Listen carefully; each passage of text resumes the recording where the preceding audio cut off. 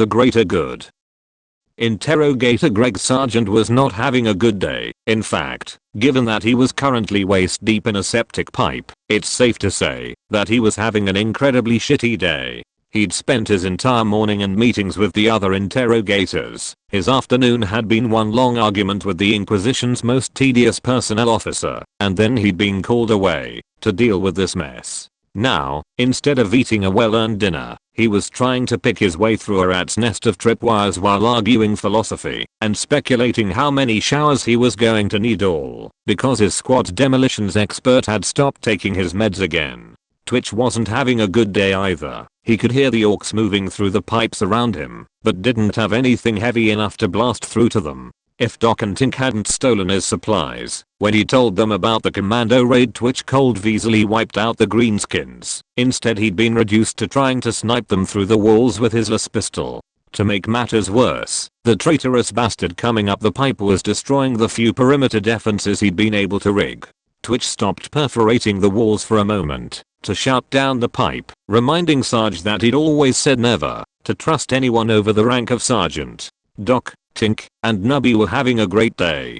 Tink had jacked a screen into the maintenance cameras and everyone was enjoying the show. They took turns critiquing Sarge's arguments about the nature of rank and Twitch's rebuttals. After the second time Sarge tripped into the muck, Tink asked if this wasn't a bit much, especially coming from Document. The medic held up his travel orders and pointed to the name of the vessel that'd be taking them to TAU space. With a grim smile, Doc asked Tink if he'd ever heard the story about the time Nubby bought a warp ship, the all Guardsmen party and the greater good. Eventually Sarge got Twitch out of there. It was a good show while it lasted though. The whole experience actually seemed to cheer him up. Nothing like a slog through a river of shit and booby traps to get a soldier back to their roots. The weeks before that had been rough on Sarge. He wasn't cut out for meetings or other bureaucratic bullshit. We'd all noticed that he kept disappearing and was getting grumpier than usual, but put it down to him getting married or contracting some horrible disease. It wasn't until we were all given sets of honest to God deployment orders that we found out that the man had let himself get promoted. That was a nasty shock. It was like finding out that the regimental chaplain had sworn his soul to chaos. Well, actually no one but Twitch really took it that hard. There was a little moping and a lot of bitching, but eventually we came to terms with the situation. It's not like we didn't already follow his orders. The only difference now was that he was going to be busy running the whole team instead of focusing on keeping us alive. In a skewed way, he was doing it for us. It was the only way we'd stop getting handed incompetent superiors to babysit. Still, Sarge had hid it from us, and the first mission he'd landed us was ridiculous. The score had to be evened before things could return to normal, hence Twitch's little adventure. Once Sarge and Twitch were hosed down, everyone pulled together to help Sarge prep for the mission. Which is to say Doc helped and everyone else stayed out of trouble or annoyed people that were giving Sarge grief. It's amazing what people will agree to get Nubby or Twitch to leave their office. This time the mission wasn't a random investigation into something Oak's boys had dug up. It was a continuation of our previous one. The boss man was very interested in the group of traitors we'd stumbled over and half murdered in our escape from the rogue trader. He was of the opinion that they were responsible for most of the desertion problem and thought they'd been transporting the deserters off planet for some nefarious purpose. It was our job to track them down, figure out what was going on, then kill everyone for good measure. The problem was that the traitors and the trader had all buggered off after Bane blew up their base. Our only real lead was the cloaked figure that had been bossing the traitors around. Oak's analysts had decided it was a TAU, a type of Xenos that was fond of tech heresy and corrupting the minds of honest Imperial citizens. Since no one had seen the traitors or a massive army of deserters anywhere nearby, the boffins thought that everyone must have fled to the region of space where the TAU lived, so the first step in finding them was going to be traveling halfway across the bloody galaxy to TAU space. Of course, the logistics of getting our squad all the way to TAU space were rather complex. It was too far to hitch a ride on Navy vessels, and if Oak was going to go through the trouble to send us down there, he might as well send a few other teams to do inquisitive stuff. So instead of hiring a merchant vessel, the Inquisitor decided to send one of his own ships, which was the real reason we weren't happy about the mission. Our squad was in for a several-month trip on Oak's most recent acquisition, a freshly refurbished merchant ship known as the Occurrence Border. This did not thrill us. Despite the fact that we'd be traveling on a ship that had more in common with a warp-tainted space hulk than a proper vessel, there were upsides to this arrangement. Between the large number of teams being sent and the support staff that'd be staying on the ship, there were a lot of familiar names on the roster. Most of the survivors from the regiment were spread between the other teams. Several of the cogboys and adepts we'd worked with were coming along, and Sarge got to help pick the ship's medical staff, so a certain hospitaler was brought. The downside of this was that Doc began bouncing between being annoyingly cheerful and annoyingly worried. It depended on whether he was focusing on the fact that his girlfriend was coming along, or the fact that his girlfriend might be eaten by demons with the rest of us. Doc's annoying tendencies aside, the final preparations went smoothly and everyone began transferring over to the Occurrence Border. We first met the rest of our team on the shuttle. Sarge had picked them all out beforehand, but Oak didn't like people talking about their orders before they left his ship. It had been obvious this mission was going to involve a lot more thinking and talking than any of us liked to do, so Sarge and Doc had mostly picked nerds to come with us. On the thinky side we had a Xenos expert and a cogitator boffin. For the talky stuff we had an aging diplomat and a sneaky bugger who was supposed to be good at impersonating people. The final spot was filled by Fumbles, because the other interrogators kept telling Sarge he should have a sicker, and he was the least offensive one around. Introductions were made, briefings were handed out, and most of the trip was spent explaining the odder aspects of the team to the newcomers. To their credit, they didn't start looking uneasy until the explanation reached Twitch's habits and why it was important to be nice to Fumbles. There was a small welcoming party waiting for us when Sarge led us off the shuttle. A harassed-looking senior officer welcomed us aboard, then dumped our party onto a nervous-looking midshipman and some crewmen. The poor middy apparently had a routine he was supposed to go through with new arrivals. Unfortunately, the first step was to have everyone's gear shipped ahead to their quarters by cargo servitors. Given our previous experiences with servitors on that ship, this didn't go over well with any of us. Twitch was of the opinion that we should kill the servitors immediately, just to be on the safe side. Doc got Twitch to calm down and put his lasgun away, while Sarge explained that, for personal reasons, we'd be carrying our own gear. The terrified midshipman didn't press the issue and skipped ahead to the orientation tour. While none of us really needed the tour, it was pretty fun, especially since our tour guide didn't know we'd been on the ship before. The Occurrence Border was definitely in better condition than the last time we'd seen it, which really isn't saying much. The refit hadn't done anything about its maze-like corridors or bizarre layout, but all the blood and battle damage had been cleared up. The gravity almost always went in the same direction, and none of the doors led to rooms full of demonic fire. The biggest change we noticed was that the thousands of little notes had either been removed or replaced with official-looking plaques that said the same thing, and there were maps at almost every junction. All in all, the ship was in pretty good shape, though we did notice that certain sections on the maps were labeled warp contaminated, do not enter, and every map had the CALM code for the ship's confessor printed under it. The high point of the whole tour was when a few of our pointed questions pushed the midshipman over the edge. He exploded into a passionate little tirade about how much effort had gone into refurbishing the ship and how poor its original condition was. Then he went on at great length about how badly the supply agent who'd purchased the ship had screwed up. Apparently the man had not only purchased a nearly derelict ship, he'd also managed to nearly lose it in the warp while transporting it to the shipyard. Given how much life and money had been lost in the deal, the incompetent had been lucky to only be reassigned to one of Oak's suicide squads. The kid couldn't figure out why Nubby looked so embarrassed, and the rest of us kept cracking up. Eventually we bullied the midshipman into taking us to engineering, where we traded him out for a more familiar guide.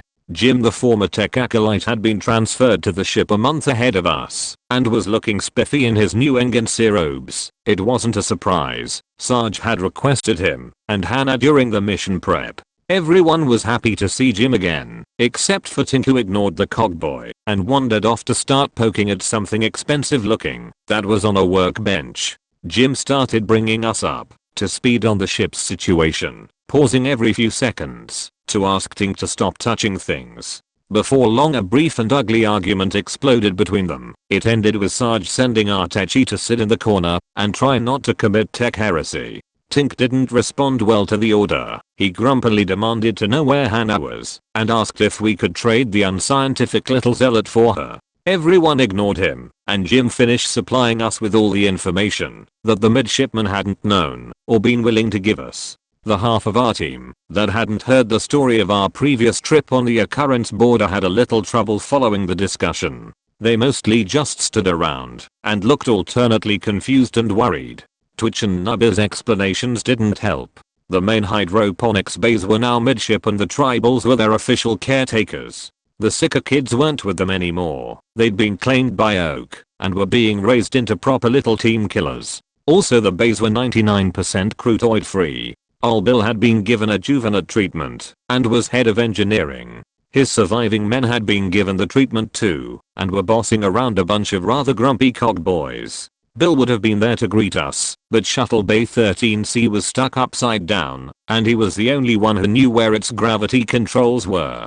No more servitors had gone crazy since our adventure, but the crater the Cogtain had left at the bottom of the elevator to the bridge still glowed with demonic light and screamed in binary at anyone who came near it. All attempts to patch it had failed, since it melted back to its original shape after a few hours. They just walled off the area and built a shrine to the Emperor around it. It was probably completely safe. All 6 refurbished Jellifield generators had been removed. They'd been replaced with a single brand new big one and another big backup.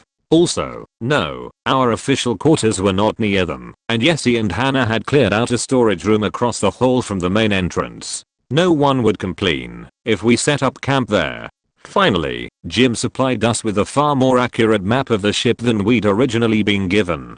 It had handy things labeled on it, like where the emergency food and weapon caches were, and the location of everyone's quarters, including the medical teams. Doc took ownership of the map.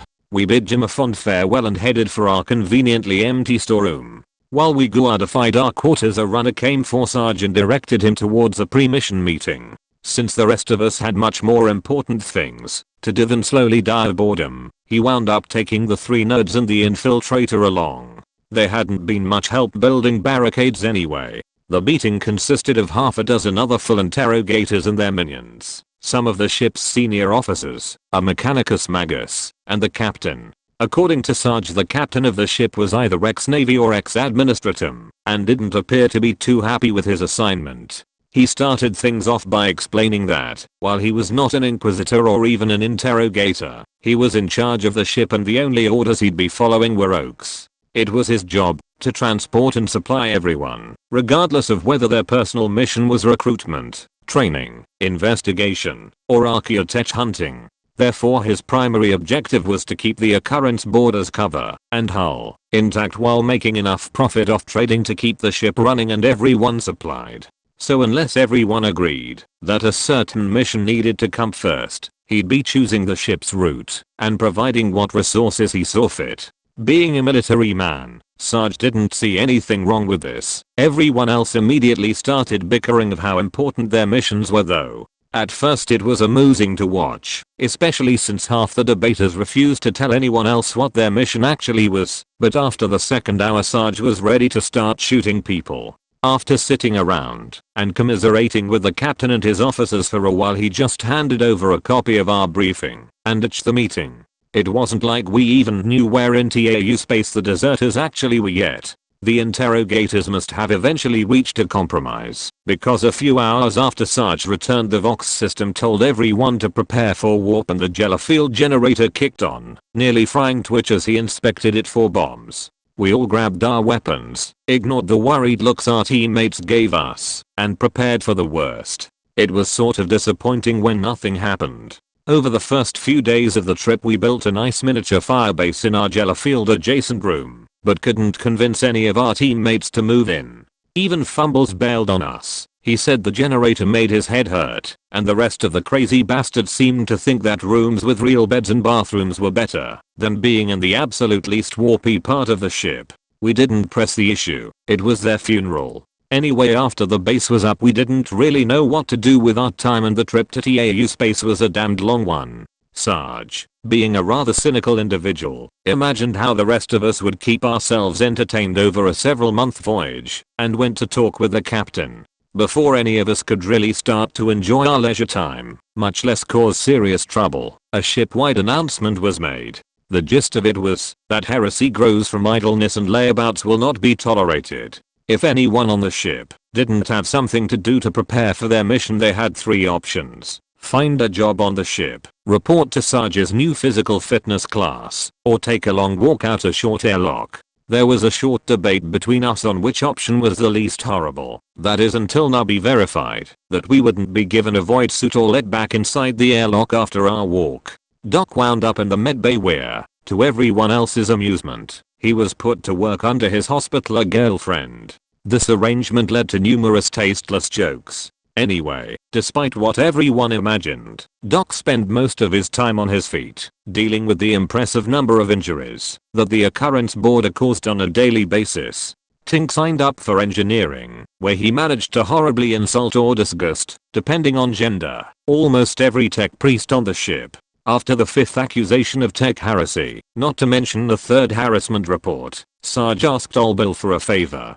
Tink was assigned as the aged engineer's personal assistant and was kept in line via regular percussive maintenance with a spanner. Since mining the entire vessel was out of the question, Twitch took it upon himself to patrol the ship for commanders and the like. Nubby, figuring this for a snipe hunt and a great way to avoid strenuous exercise, joined him and dragged Fumbles along for moral support. He hadn't counted on the fact that significant portions of the ship were still warp tainted and tended to manifest all sorts of warp phenomena whenever the navigator hit a bump. The 3 of them got far more of the occurrence border experience than the rest of us, frequently finding themselves working with the ship's armsmen, clerics, and engineers to beat back minor demons and seal holes in reality. The trio's adventures were as numerous as they were unbelievable. Every night Nubby would regale us with tales of daring do and personally claimed no less than 3 bloodthirster kills before the trip ended. Fumbles happily basked in the dubious glory of these stories and Twitch was, well,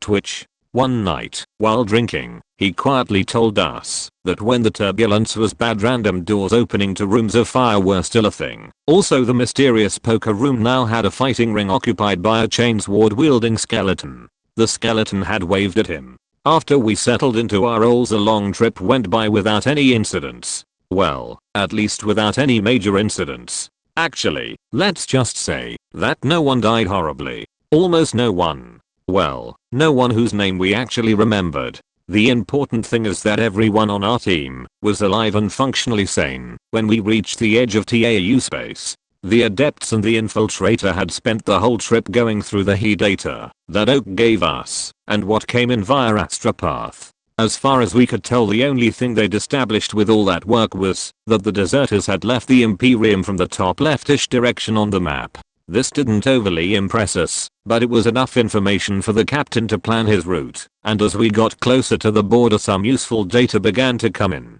Apparently this section of space was lousy with Ordis Xenos agents keeping an eye on the TAU. Every time we stopped to refuel or do a little trading, the Adepts would send out queries and they slowly narrowed down our destination to a cluster of what the nerds called buffer systems. According to the diplomat and Xenos expert, the border between the Imperium and the TAU Empire were a little fuzzy out here. The big important systems all had clear owners, but there were a large number of more marginal worlds that were more or less independent. The Adepts explained how they served an important purpose involving trade and tension and other stuff, but Doc was the only one who even tried to follow it all. As far as we were concerned, we were headed towards a bunch of worlds that were half human and half Xenos, because they were too shit for either side to care about. After a few stops to drop off other teams and pick up cargo, the captain steered us towards the cluster and Sarge was forced to pick a world to start the mission on. In the end, he ignored all the data and estimates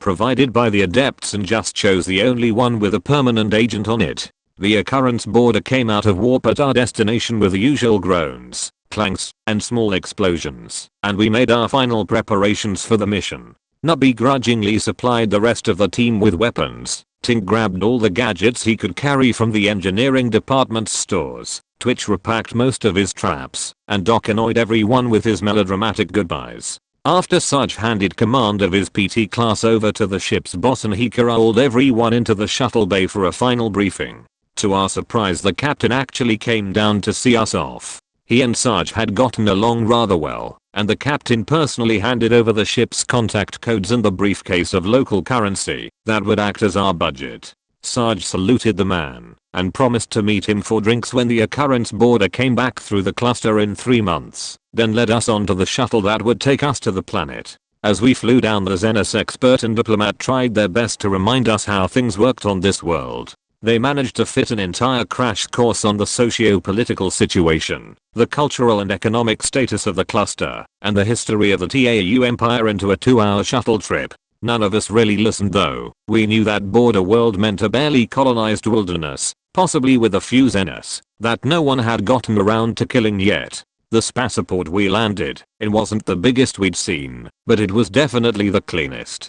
Several teams of men came out and started unloading our shuttle, and one of them discreetly led us through into a service tunnel. A bit of walking, and a short drive later we found ourselves standing on a street corner in the oddest looking city any of us had ever seen. As a mixed crowd of humans and Xenos parted around us, Nubby quietly asked the adepts if they'd mind giving that lecture again. Just saying that place was weird doesn't even begin to cover it. It might have been easier to handle if it was just a Xenos city, but the way humans and familiar pieces of imperial architecture were mixed in was just uncanny. The crowds of people heading to work looked normal at first, then you realized half of them were frickin' blue. You'd see a shrine to the emperor, with all the nice, normal arches and skulls and everything. Then right next to it would be a giant mushroom looking building, and no one even seemed to notice. On top of that, all the humans looked subtly wrong. It wasn't their clothes or hairstyles, it was the way they walked and talked. While we all stared and tried to figure out what was going on, Fumbles put his finger on it. Everyone around us was happy, or at least not as wearily miserable as normal workers should be.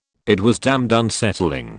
Twitch and Tink both went into a sort of overload caused by the sheer number of Xenos surrounding us and the amazing array of tech being used in the city respectively. Both had to be restrained, while Sarge and the adepts negotiated a vehicle rental, and the struggle attracted quite a bit of attention. Luckily none of us were in uniform or obviously armed, so Doc and the infiltrator were able to convince all the curious onlookers that everything was fine and no one was about to start a shooting spree. When Sarge returned with the vehicle, a normal ground truck, thank the Emperor, Tink Wold exploded. If it had been one of the hovering Xenos ones, we piled in and drove towards the local contact's address as fast as possible. We got about half a click before we heard a siren and our truck suddenly slowed down and pulled over while Tink struggled with the wheel and swore at it. Nubby just barely stopped Twitch from snapshotting the TAU police officer who wanted to know what the hurry was and where the hell we'd learned to drive. So no shit, there we were, a highly trained and heavily armed inquisitorial goon squad chasing a bunch of traitorous deserters on an alien world, and we'd just been pulled over for speeding.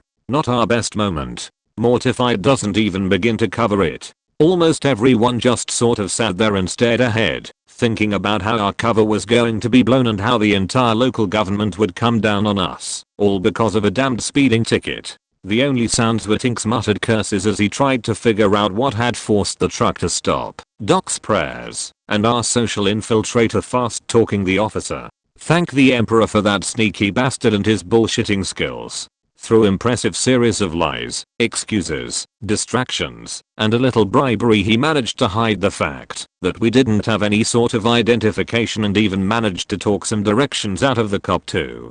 Despite how well things worked out though, it was a sobering and educational experience which really drove in how far we were from home. On an imperial world, the local police tended to ignore anything less than an outright murder by a man in a guard uniform. Hell, no one even blinked at one of us carrying a lasgun around. It seemed they were a lot less accommodating around here. As the officer walked away, Sarge began to worry. Given that we'd nearly gotten into a life and death struggle with the authorities while leaving the shuttle port, his first mission as interrogator seemed doomed to failure before the end of the month. His mood was not improved when Tink gripped out the pesky little thingy that had forced us to pull over, causing the police officer turned around and walked back.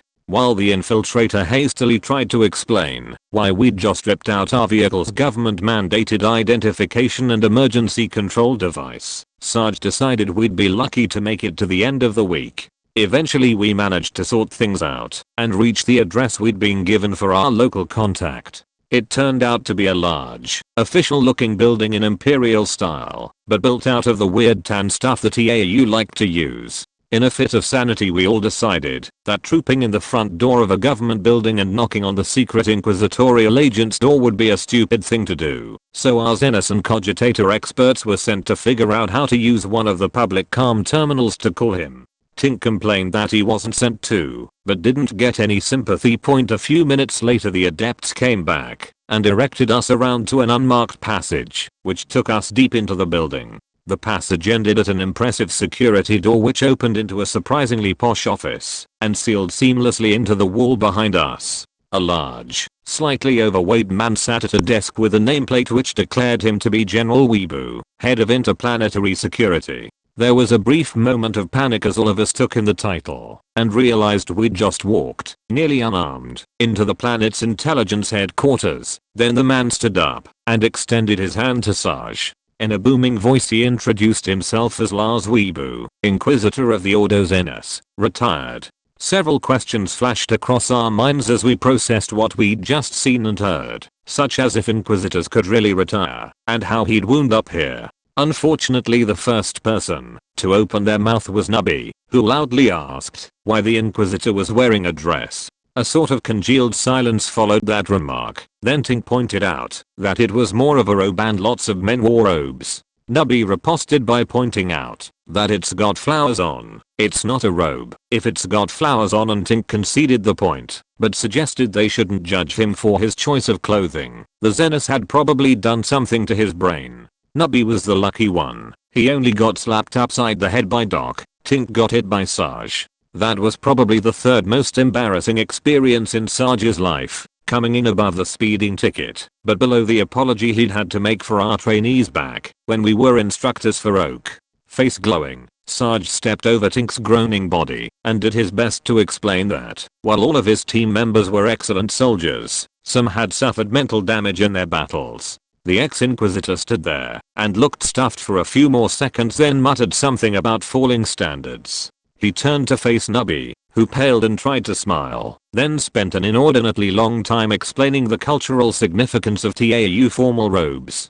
Now when I say inordinately long, I really mean it. The man just kept talking and talking. It wasn't until Sarge pointed out that we didn't want to take up his entire day that he wound down enough for us to get in our questions. Of course those questions immediately set him off again. We had to endure this whole rambling lecture about how after a century of fighting them, he'd discovered how unique and vibrant TAU culture and society were. According to Weebu it was his duty, for the good of the galaxy as a whole, to preserve what aspects of it he could, and incorporate them into the Imperium before their self-destructive government doomed them all by provoking us. He'd worked to get this position, so he could steer these free border worlds towards a brighter future. If only everyone could see that an alliance was possible and the benefit of sharing technology we could blah, blah, blah. I'm a Xenos loving weirdo. Sarge eventually had to stop him again when he started telling us about how many times the metal in and on a blade was folded. To say we were dubious about the ex-Inquisitor's sanity and loyalty is one hell of an understatement, especially since he never exactly said how he became an ex-Inquisitor, but he really was the only lead we had out here. When he could get a word in edgewise, Sarge explained we were here to hunt down a large number of guard deserters, their rogue trader transport, and the cloaked Xenos who'd led them, then had the adepts fill in all the details they'd gathered. Weebu took this all and then directed us to sit and wait while he played with a Xeno Cogitator thingy that popped out of his desk and made both Tink and the Buff and drool. As Weebu typed and read, he gave us a quick rundown of the overall situation in the cluster. Almost every planet or large station was independently governed and worked with the rest of the cluster in a sort of defensive alliance. Some individual planets worked closely with the TAU government, others were more pro-imperial, but as a whole the cluster wanted to stay a neutral buffer state. They had a good thing going. Everyone was making money off all the unofficial trade that went between the empires, and no one's planet was being used as the arena for the latest TAU versus Imperium pissing match. Lately though, things were looking a little dicey. Someone with serious firepower was raiding stations and even a few planets in the cluster, completely destroying them and leaving no witnesses. Everyone was arming up and getting ready for a fight, but no one knew what the threat actually was and if their forces could take it. Some of the more pro-imperial or pro-TAU planets were loudly saying that it's better to lose their independence than be horribly murdered, while the rest waited to see if they could handle it themselves. So basically things weren't completely screwed up here, but a major incident could set off a serious shitstorm, or as Weebu put it, disturb the tranquility of my garden of tolerance. Weirdo. The whole point of the ex-Inquisitor's lecture was that it was not good time for a bunch of desperate, well-armed, military-trained men to be wandering around the cluster looking for a little fun. And they definitely were wandering around the cluster. According to the reports he was looking at right then, every planet was seeing an influx. Unfortunately there weren't enough to account for the numbers we gave him, so it was probably just spillover from where the majority were heading. Therefore he would, both as a favor to us and for the good of his garden, put his agents on tracking down those missing men. Weebu suggested that we find ourselves a safe house and brush up on the local culture and laws, while he had an entire planet's spy agency do the legwork for us. Once his boys found the deserters he'd pass the info on, and we could handle the messy parts, while his agency kept its hands clean. This suited us nicely, but Sarge felt he should make at least a token effort, and asked if there were any parts of the investigation we could help with. After a little thought the ex-Inquisitor reiterated his suggestion, and added the local technology to the list. He cited a report that had just come in saying that several suspicious men had been pulled over for reckless driving, attempted to bribe the police officer, ripped out their vehicle's transponder, and attempted to bribe the officer again. These men were apparently so clueless that they hadn't even shielded their highly illegal weapons from scanning, or noticed the drones the officer had sent to tail their vehicle while he reported the incident. If it weren't for a highly placed official vouching for these men, they'd probably have been arrested by the SWAT team waiting and watching their truck right this second. Sarge quietly agreed to Weebu's suggestion, then led us out the passage, cursing Xenos, Tink, the Inquisition, deserters, Tink, smartasses, and Tink every step of the way. The first order of business, after we verified that a SWAT team wasn't about to attack us, was to get a place to stay. Sarge dumped the problem on the adepts, then grumpily ordered everyone else to sit in the truck and not touch anything. The three nerds did a lot of cogitator and calm work, then gave us a list of options and their prices. Doc wisely asked whether there were security deposits on these places and how likely random civilians were to walk into the perimeter. With those thoughts in mind, Sarge vetoed every hab on the list, leaving us with a disused warehouse that, from the smell of it, had last been used to store live Grarks. That's the glamorous lifestyle of an inquisitorial agent for you. The next week, or whatever the hell you call 7 34-hour days, was spent doing exactly what the ex-Inquisitor had told us to. The cogitator boffin patched himself into the planet's network and pulled down a ludicrous amount of information. It was then crammed into our poor, overloaded brains by the other two adepts, while Sarge walked back and forth behind us all, hitting anyone who wasn't paying enough attention. It was a fairly horrible experience, but it definitely worked. By the end we knew how the planetary governments worked, the basic functions of the local tech, and far too much about TAU formal robes. We all blamed Nubby for that last subject. When word hadn't come from Weebu by the end of the week, Sarge told us to keep ourselves busy by applying the knowledge that had been crammed into us. He and Doc brushed up on the local lingo with the infiltrator, and the adepts did some cogitator work, just in case Weebu wasn't actually going to get us the info we needed. Tink and Twitch worked on ways to evade the pesky weapon scanners and drones the locals used for security, and Nubby took fumbles to the park. The Seeker had been having trouble with the alien minds around him. He could look into them, but couldn't really understand what he saw. At Nubby's suggestion he got some practical experience by sitting in the local park and invasively probing random Xenos as they passed by. In retrospect this might have been highly unethical and dangerous, but no demons were spawned during this practice, and only 2 Xenos suffered serious psychological damage, so we called it a success. Also Nubby came back with a fair bit of cash after these trips. We didn't ask how. The start of our third week on the planet marked the end of Sarge's patience and a call was put into the ex-Inquisitor. None of us heard what the two men said to each other, but after quite a long discussion Sarge came back and told us that we'd receive the information soon and there was even a way we could speed the process up. Weeboo had two sources of information that he hadn't tapped yet for one reason or another. If we checked them out it'd save him some time and effort. One lead was a moderately large bounty hunting organization operating out of a nearby city. The other was merchant shipping conglomerate.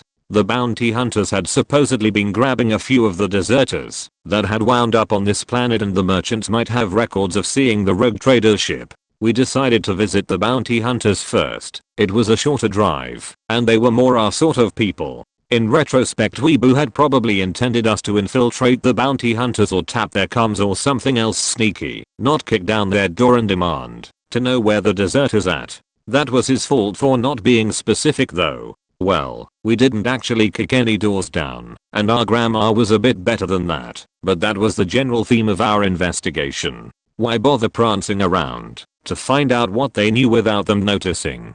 These were bounty hunters. They were one step above criminals and the only things they respected were money and violence. Might as well talk to them in their own language. The only nod we made to subtlety was wearing the scan-proof trench coats Tink had spent so much time and money making. It was a very small nod too, more of a shrug actually, because the coats were mostly a way to conceal the fact that we were all armed to the teeth as opposed to hiding us. We figured that this planet's weapons laws were all well and good for public safety, but they really shouldn't apply to us. We got a list of the hunters' main hangouts and watering holes, put the adepts in charge of watching the comm network for incoming trouble, then went out to be inquisitive. The plan was simple. The infiltrator would go in first with fumbles and Twitch to scope the place. The second they pinpointed the boss or called for backup Sarge, Doc, and Nubby would come in and explain to everyone that the difference between a nice bar and a corpse-filled ruin was whether we left with the information we wanted.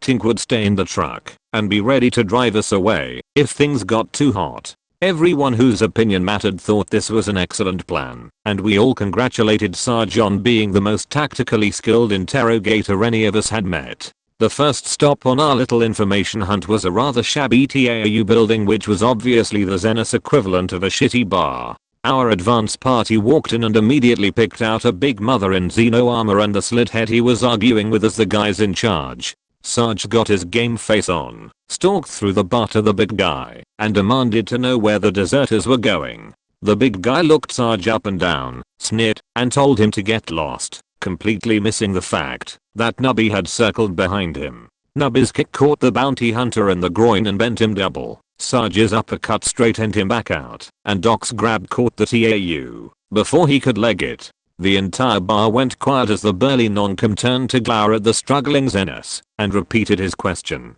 The TAU shot a glance at the unconscious man on the bar, obviously decided the odds weren't in his favor, and babbled something none of us could quite understand. Sarge had to stand there and glower for a bit longer while the Xeno adept listening in translated for him, causing the alien to start shaking and babble a few more things, which in turn made the glowering last longer. Eventually the adept just told us the Xenos knew nothing about deserters and suggest we let him go before he had the TAU equivalent of a heart attack.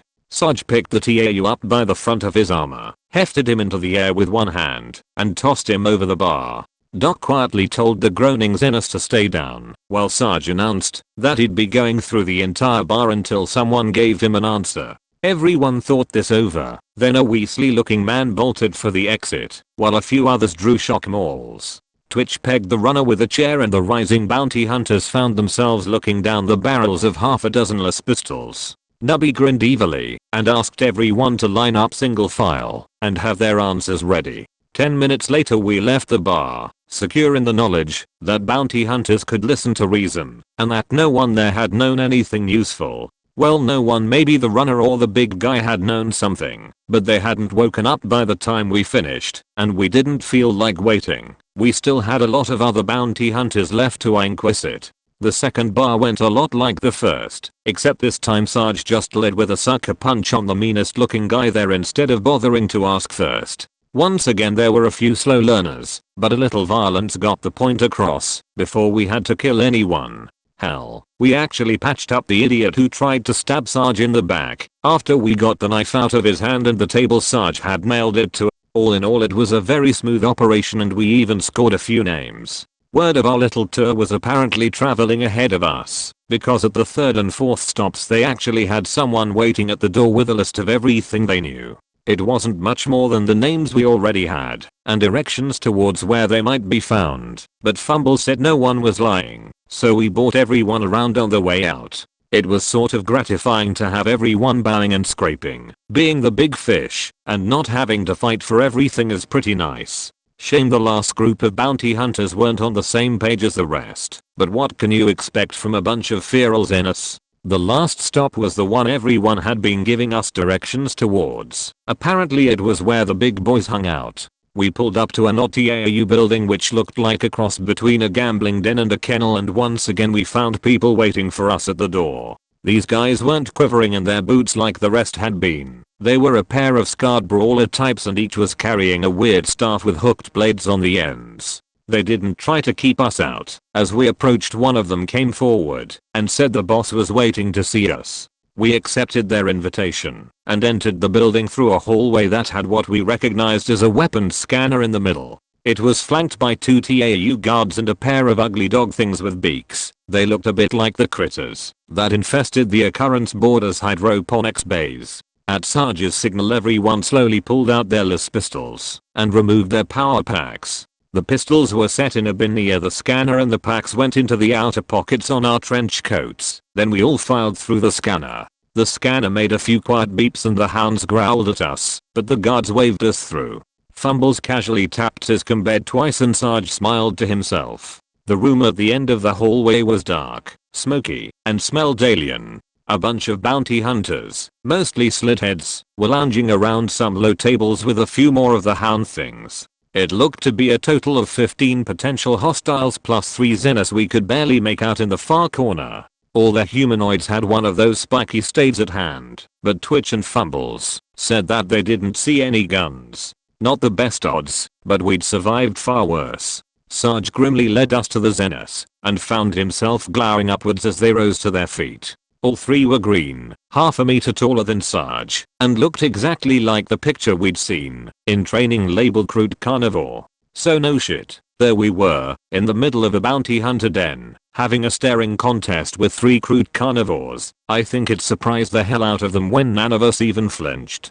They were probably used to people running for the exit when they all loomed over them like that, or at least taking a step backwards. Honestly though, these guys didn't impress us. We'd worked for, killed, and in one case eaten scarier things than a bunch of taller than average Xenos. Hell, they didn't even make the top 20. Smelled horrible though. Sarge matched their glares and asked if they were the ones capturing deserters. One of the crew let out a cackling laugh and in terrible low gothic said they were and asked what we were going to do about it. It'd be cool to say Sarge and the Xeno then exchanged some witty banter, trading threats and clues and all that. Unfortunately Sarge's TAU was about as bad as the Xenos Gothic, so most questions had to be repeated 3 or 4 times in both languages and eventually they just called over one of the human bounty hunters to act as a translator. Everyone kept glowering and talking in their most threatening voices though. Nobody was going to let something as trivial as a massive language and cultural barrier get in the way of their intimidation attempt. Once the translator was in place, things started flowing a little more smoothly. Everyone was able to question and threaten each other to their heart's content. Sarge asked who was paying the deserter's bounty. The recruit on his right said it was someone on the neighboring Pro-TAU world and asked if we'd like to meet him. Sarge asked why the bounty hunters would do that for us, prompting some more cackling laughter from Crute and an assurance that their buyer was always in the market for more guardsmen. They'd even split the bounty with us if we came quietly. While Sarge processed the threat, Doc cut in, denying that we were guardsmen and explaining that we were fellow bounty hunters. After another bout of laughter, the biggest Xenos walked over to him and inhaled deeply. If we weren't guardsmen, he asked, why did we smell like lasguns, explosives, MREs, and paranoia? Doc fumbled for an answer and the crew went on to suggest that maybe he was mistaken about what those smells meant. Maybe they meant we were a dance troupe, or a bunch of Ecclesiarchs, or the Inquisition. In retrospect it was a joke, about on par with asking who do you think you are, the bloody Inquisition, but with the language barrier and everything else we didn't really get it. Everyone kept their poker faces though, except for Doc that is. Between the sinister laugh the crew have, and the 2.5 meter carnivorous alien towering over him, the medic interpreted this as an accusation and panicked. This wasn't some raw recruit's panic though. He didn't scream "Oh Emperor they're going to kill us" and run for the exit.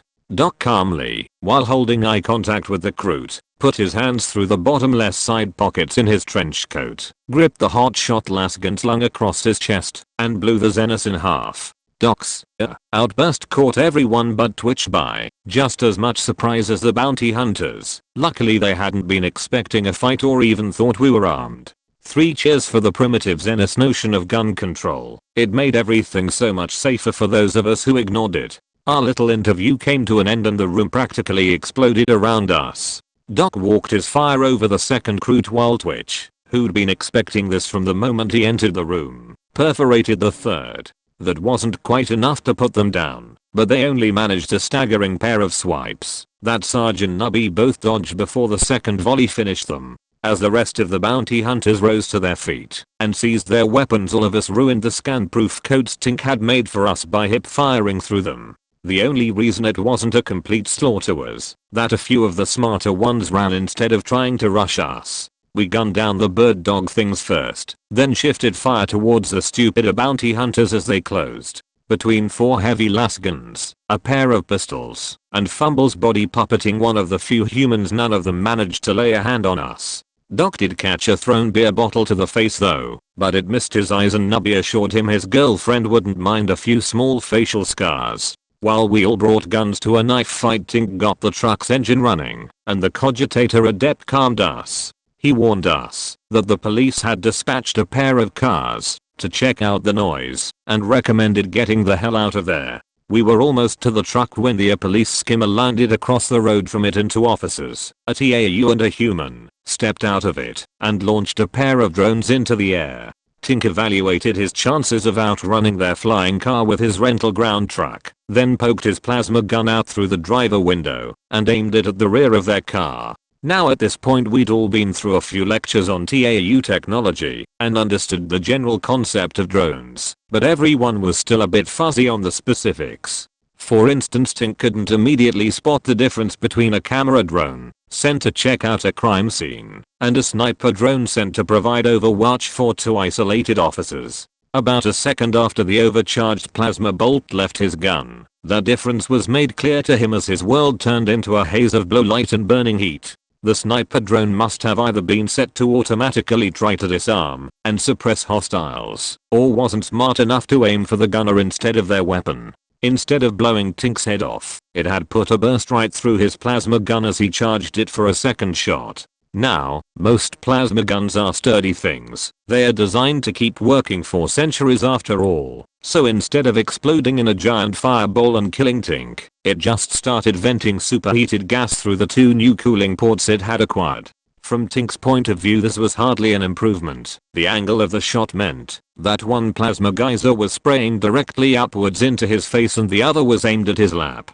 To make matters worse, he was sitting in an enclosed space with those 2 geysers and couldn't employ the usual plasma gunner tactic of just dropping the thing. Not if he ever wanted to have kids anyway. So in a panic, to get away from the burning pain that Tetchy did the only thing he could think of, he threw the plasma gun as hard as he could out the window. On the other side of the street the 2 police officers were trying to get back to their feet after their car exploded behind them. Their ringing ears heard a shot, a scream, a growing roaring noise, a second shot, and a thunk. Then the plasma gun, venting in 4 directions now, landed between them. We exited the building to see 2 screaming police officers trying to scramble away from something.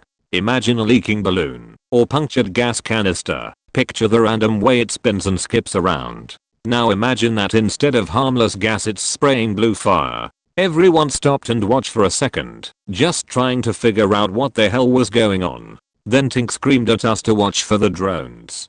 The drones must have been equally confused by the bouncing plasma gun, because both of them were just hovering over the scene, making them easy targets. We shot them down, started piling into the truck, then out again, then in again, then out again. Eventually we managed to pull the half-blind Tink out of the driver's seat, replace him with the infiltrator, retrieve the now sputtering plasma gun from between the moaning officers, and drive away before any more police showed up. As we drove, the cogitator adept calmed and told us he'd spotted a bulletin for our truck's transponder code, but not its description, thank the Emperor. So as we drove away at exactly the speed limit and Doc sorted Tink's burns, the Techie had to walk Twitch through yanking out our transponder and replacing it with the one Nubby had gotten for us during one of his little walks in the park. Once the switch was made, we pulled up next to another truck, tossed the transponder into their bed, then drove in the opposite direction at the next intersection. A few minutes later the adept confirmed that we'd shaken pursuit and we were clear to return to base. Sarge breathed a sigh of relief and began filling the base team in on everything that happened and asked what they knew about the planet the crew had threatened to send us to. While he talked, Tink sat on the floor and grumpily poked at his busted plasma gun. Fumbles tried to cheer him up and only got a spanner chucked at his head for the trouble. The moment we arrived at our warehouse, Weeboo calmed us and requested that we stop by his office, preferably before we did any more damage to his city, planet, or police force. Given the timing, it was obvious he had someone watching us, so there was no point trying to pretend we were busy, or dead, or not on the planet. We got everyone into our backup vehicle, just in case the truck was still hot, and went to get yelled at by a fat old man in a dress. The ex-Inquisitor wasn't doing the whole peace, serenity, and interracial tolerance thing today. The second we entered, he was on his feet and barking like the enraged bulldog of an Inquisitor he must have been before all the soft Xenos culture went to his head. Sarge took the lead and weathered the tirade with his usual stoicism until Weeboo shifted from insulting our idea of subtlety to blaming us for the murder of 7 people. Sarge firmly denied doing any such thing, playing the serious interrogator to the hilt, but the effect was spoiled by Twitch and Nubby both adding that they started it, and it's not murder if it's Xenos anyway, it's like pest control or something. Boy, and we'd thought he was pissed before that. The tirade went on for a while. Other high points included him accusing Tink of attacking 2 police officers, which Tink firmly denied. Phrases like "you blew up their car" and "hosed them with plasma" were countered with "it was an accident, I didn't know they kept the fuel there, and it's their fault for having the flying saucepan shoot my plasma gun." The real clincher was when Weeboo listed off the various injuries the officers had suffered, and Tink replied that he'd lost his favorite gun, his eyebrows, and his best pair of pants. That choked up the ex-Inquisitor and started a downward slide from rage to depression. When he was finally calm, or morose, enough to stop shouting, our adepts stepped in and explained the information we'd gathered. The change in Weeboo's attitude when we told him where the bounty hunters were taking Guardsmen wasn't huge, but it was noticeable. He started typing at his cogitator and, in between complaints about how no one under the age of 150 understands what patience or subtlety are, asked us to repeat the information. He then asked for recorded evidence and testimony from Fumbles that the crew hadn't been lying. There was a lot of typing and muttering after that, and the ex-Inquisitor seemed to forget about us for a while. Eventually he called a man, asked him to send a report, told him his report was wrong, then told him to get his ass into the office. A pale analyst type came in and nearly had a heart attack when he saw the 10 of us in there with his boss. He nearly had a second heart attack when Weeboo introduced us as a bunch of psychotic manchildren from the Inquisition, but rallied quickly when he was asked several socio-political questions about a planet with a name that sounded like a venereal disease. Honestly, none of us really tried that hard to follow the discussion. It seemed pretty important and all that, but we didn't know any of the background and couldn't pronounce half the names involved. We all just stood there, hoping the adepts were listening and keeping our mouths shut. It sounded like it was a real big deal, that the planet in question had recruited bounty hunters and actually wanted deserters to come to their world though. The discussion ended with all the participants triumphantly agreeing on some point and the analyst being sent to get 10 of something. Weeboo turned to Sarge, assumed the sort of fruity voice he used when he was talking about Xenos culture stuff, and thanked us for visiting his planet. He appreciated our effort in the investigation, requested that we share any information we uncovered, and hoped we'd visit his humble office next time we were in the system. Sarge just stared blankly for a second. The conversation had left him behind about half a click back. He hesitantly agreed that yes, the planet was very nice and this office was well decorated, then continued standing at attention. Weebu signed, dropped the smile and fruity voice, then told us to get the hell off my planet. Thanks for the intel, good luck with your mission, don't forget to write, but get off my planet. The analyst came back in at this point and handed over a briefcase. Then the ranting ex-interrogator listed all the things he'd be giving us: a full copy of their data on the deserters, a dossier on the planet, falsified IDs for all of us, and even tickets on the first commercial transport heading to that planet. Also we could leave as soon as possible. In 2 hours in fact. TikTok, don't let the door hit you on the ass. Sarge saluted the man as he stopped for breath, thanked him for his cooperation, and led us out through the back door. All in all it went a lot better than we'd expected, and the free tickets were an especially nice touch. They'd apparently get us to syphilis, or sylphis or however you were supposed to pronounce it, in less than a week. Honestly it was the most stylish way any of us had ever been kicked out of a place. We even spotted some government agents redirecting traffic to make sure we got to the shuttle port with time to spare. Nubby suggested we try for the same thing on the next planet. If we kept this up we'd be able to pocket half of our operating budget without anyone noticing. The shuttle ride up was nice and relaxing, with big comfortable seats, and no obnoxious questions about what was in our bags. We boarded the ship without anyone even asking why. Doc looked like he'd been in a bar fight or Tink's face was covered with burnt salve, and were allowed to carry our own bags to a series of cabins reserved for our private use.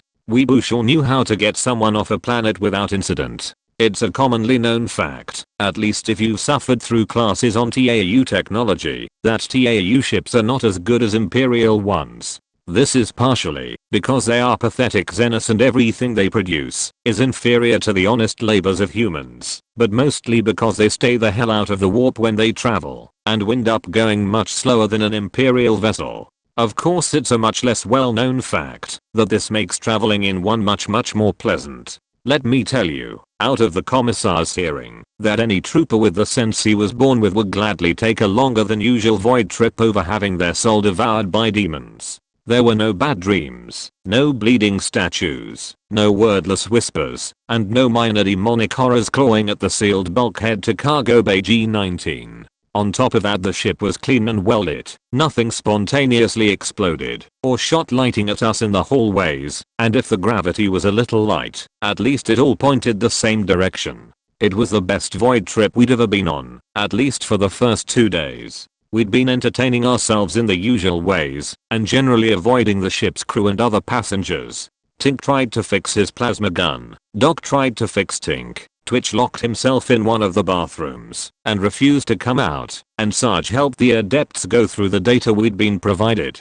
Nubby kept making trips to the rest of the ship though, usually taking Fumbles with him, and when a nervous crew member asked Sarge to please keep them both confined to their rooms, he started asking the infiltrator to visit the rest of the ship. We found out why on the 4th day, when, after everyone spent the 3rd day feeling alternately pissy, depressed, and nauseous, Doc took a good look at Fumbles. On the list of phrases you never want to hear, "Why is a sicker going through withdrawal?" is pretty high up there. Fumbles was a pretty good telepathic sicker, but he had a sort of problem. Actually he had a few problems, but the biggest one was that he couldn't really turn his powers off. The sicker tended to broadcast, at a very low level, whatever emotions he was currently feeling to everyone within a 20-meter radius.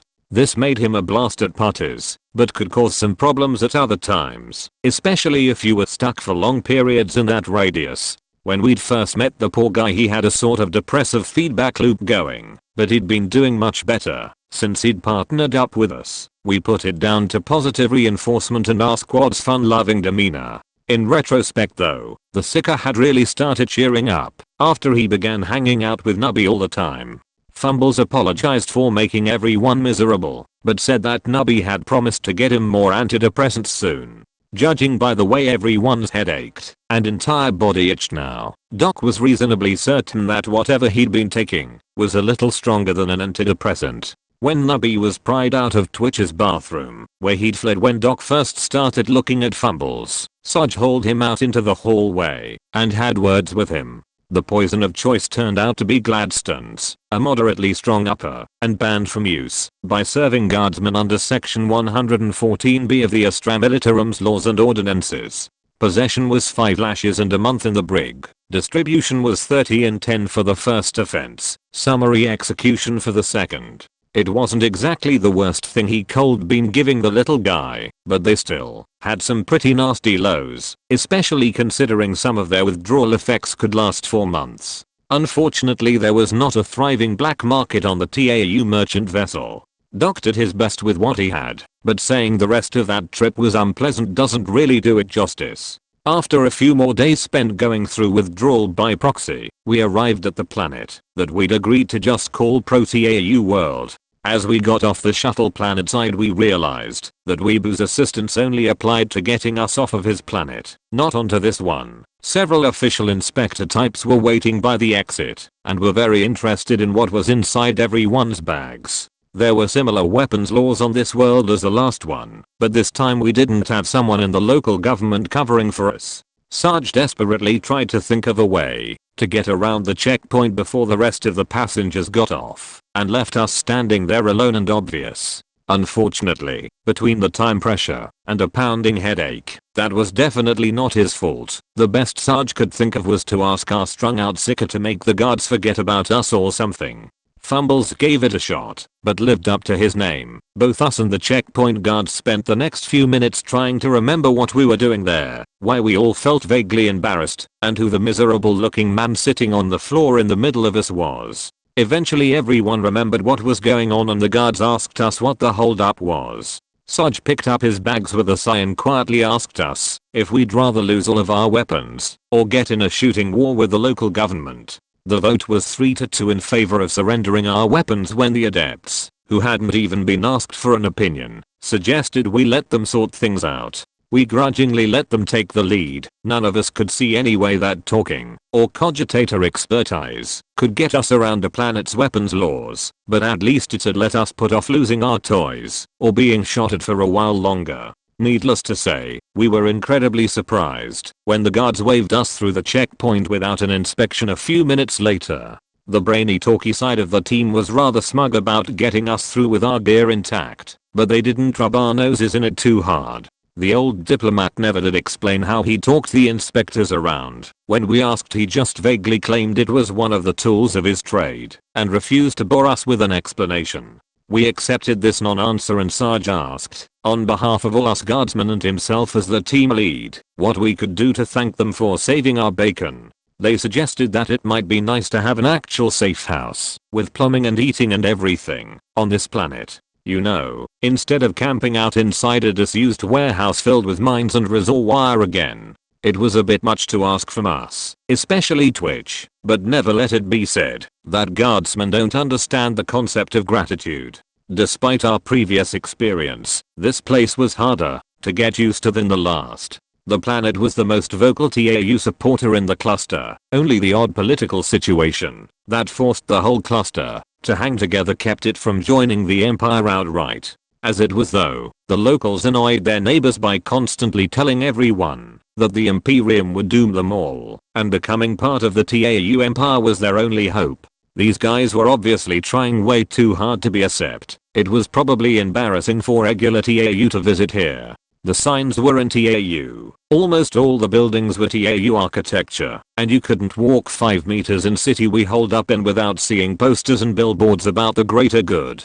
The real kicker though, was that there seemed to be a lot less of the actual Xenos themselves here. It was all these weird humans with glazed expressions and stupid hairstyles. Surprisingly though, it wasn't that hard for us to fit in with the locals. You see, the entire place, from the shuttle port, to the streets, to the bloody corner store, was filled with ex-guardsmen. Seriously, either Weebu hadn't actually been looking for the deserters over those 2 weeks, or the guys who got sent here were complete idiots.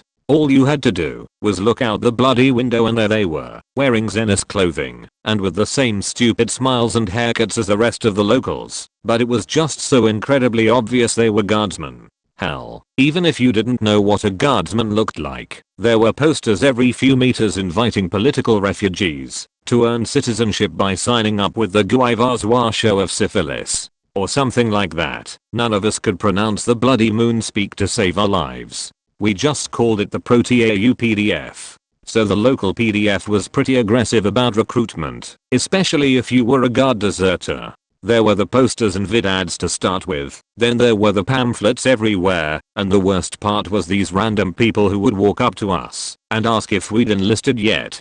Despite all that, it really wasn't as bad as being on an Imperial world during a serious recruitment drive. For one thing, no one snatched us off the street, drugged us, and threw us into a shuttle for one-way trip to the nearest Munitorium world. It was still annoying as hell though. It was almost impossible to get the random people to leave you alone if they thought you were a refugee. We wound up putting a lot more effort into disguising ourselves on that planet than anywhere else we'd ever been. Anyway, we were pretty certain that most of the deserters had wound up on this planet, but it was hard to see why. It had been a very long trip to get out here, and even if this planet was currently doing a recruitment drive to fight off whatever was raiding the cluster, it was unlikely that they'd been doing it back when all the guardsmen had originally deserted. We'd started with the what and when, and now we had the where, but the why and who still evaded us.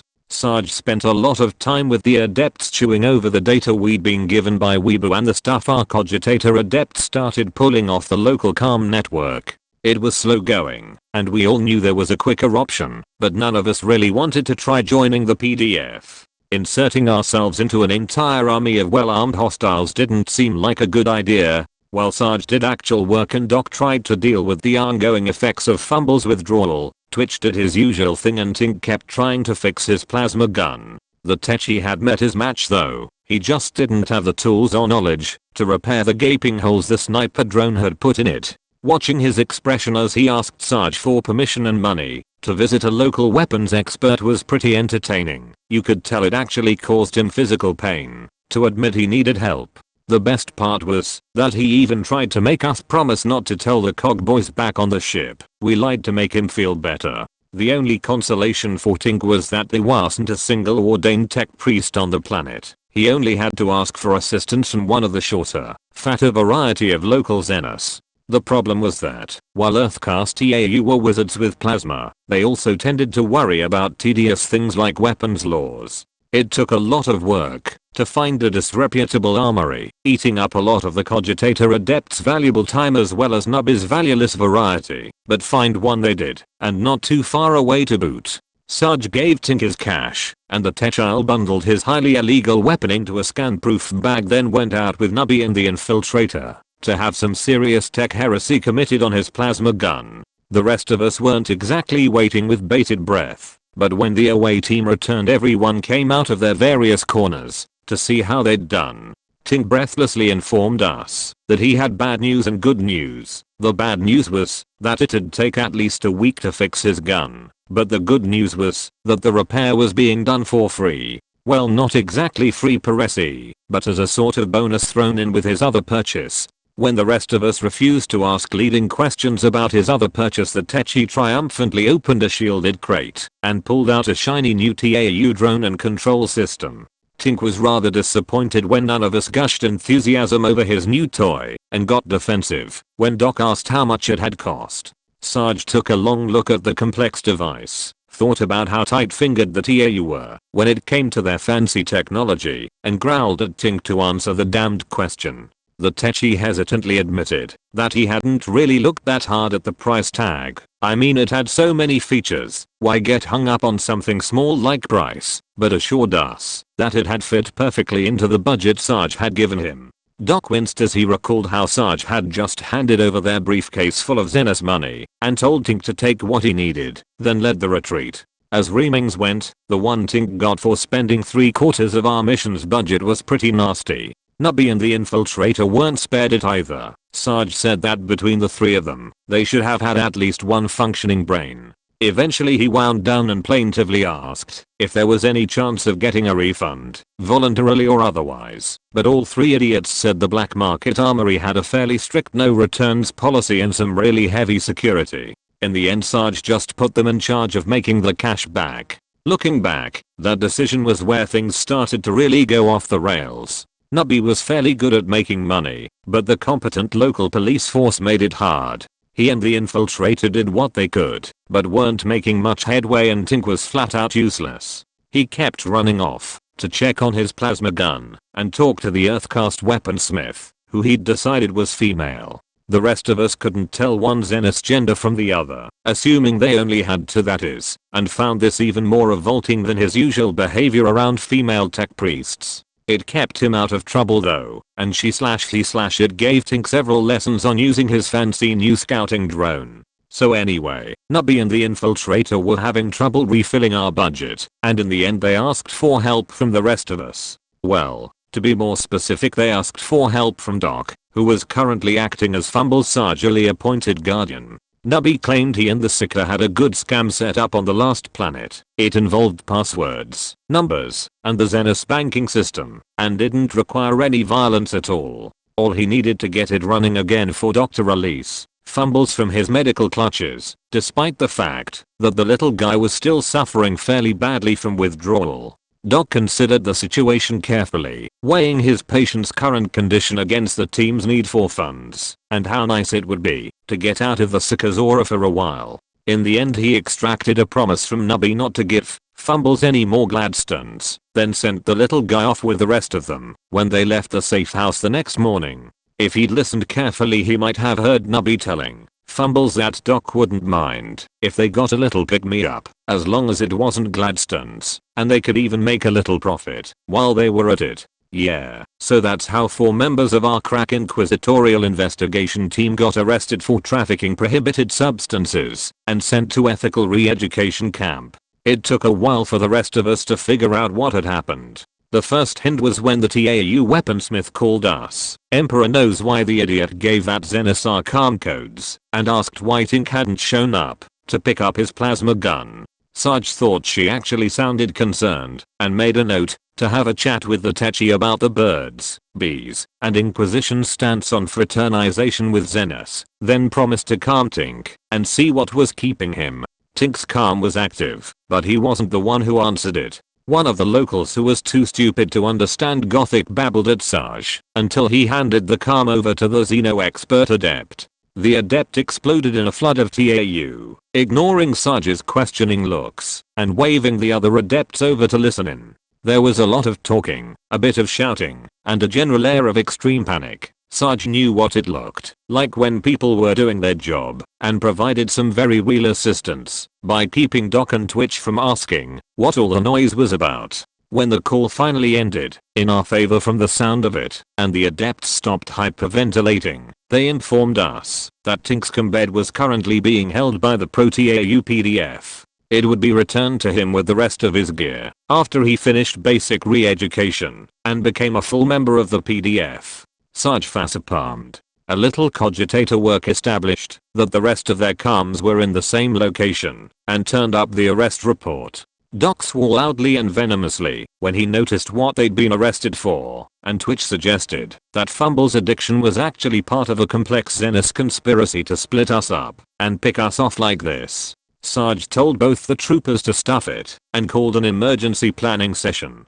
The available options were limited. Either we busted them out before the Zeniths messed with their brains, or rolled with this like it was our plan to infiltrate the PDF all along. If we went with the former, we needed to figure out a way to pull it off without blowing our cover to hell and bringing an entire army down on our heads. If we went with the latter, we needed to decide whether to all go in together or figure out a way to get in and make contact after the idiots went through their brainwashing. The adepts suggested going in together, probably because it'd get us out of their hair sooner, and Doc was in favor of figuring out a way to infiltrate without getting brainwashed ourselves. Twitch was the only one who wanted to mount a rescue operation, but his whole plan was to just blow up as many PDF buildings as possible, pull our guys out of the rubble, then declare the whole mission a success. Sarge made that plan B. In the end Sarge sided with Doc, and we set up an observation post near the PDF's main base in the city. The basic theory was that we'd keep an eye open for ways to infiltrate, and otherwise just wait for the latest batch of recruits to finish their brainwashing and get dumped there. Once we spotted some new faces in the base, we could look harder for our boys and see if they were in any condition to help us get in.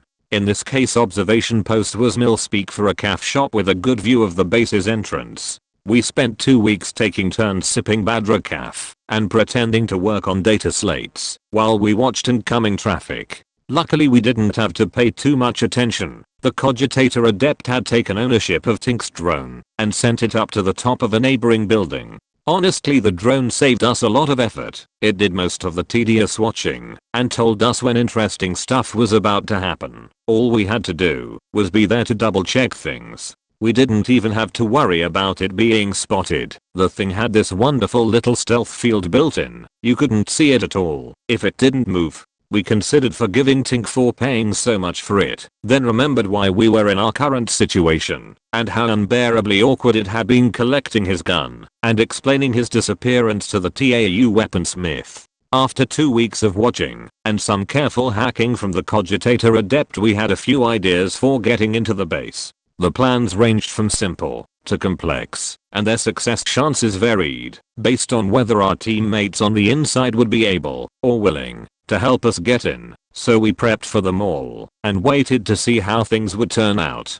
When a load of fresh recruits finally arrived and we spotted the sawed-off form of Nubby jumping out of a truck, we got ready to move and tried our best to make contact. Unfortunately, it was damned hard to get a message into the base, and it seemed like fresh recruits weren't allowed to leave. We were on the edge of trying the horribly bad idea of calling their Shore 2B monitored combeds and talking in code or something, when a senior looking PDF trooper walked right up to us in the caf shop.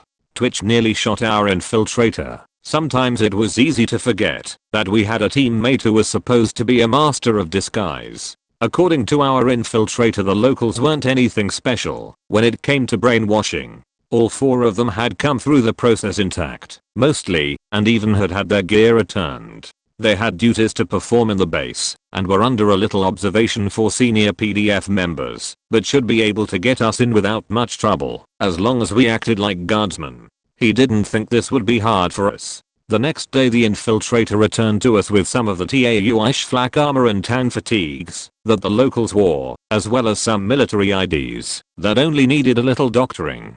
He didn't even need to provide authentic PDF weapons. Apparently, until you were issued a fancy TAU gun, you were allowed to keep whatever you were originally trained with or switch for a nice local made lasgun. The only thing that couldn't be carried right in the front door was our few heavy weapons Twitch's stuff. No matter how open-minded you were, it was hard to ignore 25 kilos of high explosives. Luckily, the infiltrator claimed he could get at least one scan-shielded bag in if we needed it. We sent Sarge's nade launcher, Tink's stupid plasma gun, and as many explosives as could still be fit in the bag ahead, then finalized all plans with the adepts. They'd be staying in the safe house and monitoring us, of course, but the problem was that the PDF had some sort of fancy TAU jamming field over their base. It blocked any unauthorized communications, so while the adepts could watch and plan, they couldn't talk to us or provide real assistance if shit went south. Our theory was that they'd just sit, collect data, and keep working on figuring out why the deserters were here while we were inside. If they found something important, they'd send Tink's drone to find us. If we saw one of our targets, we'd send the infiltrator out to find them. Our plan, as it was finalized, we suited up and just walked right in the front gate of the PDF base. So no shit, there we were, undercover in the middle of a bunch of Xenos-loving traitors, and the main thing we noticed was that the place was almost exactly the same as a normal guard camp. Sure, it was a little cleaner and there was a bunch of TAU tech lying around, but if you ignored the fact that all the officers were short, blue, and had drones hovering around them, it all felt completely normal. Everyone was doing the usual chores or drills, the gear was practically identical, and the food wasn't even better. It was a wonder that these people had even bothered to desert. They were still in the bloody army, weren't they? The first thing we did after entering was collect our teammates and verify that they were in as good condition as the infiltrator had said. Tink and Nubby were absolutely fine. In fact, they'd fallen right back into their usual roles when in base. Which is to say, Tink was in the armory disassembling a TAU gun that he shouldn't have had access to, and Nubby was sitting on an impressive cache of stolen or bartered goods in a disused supply shed.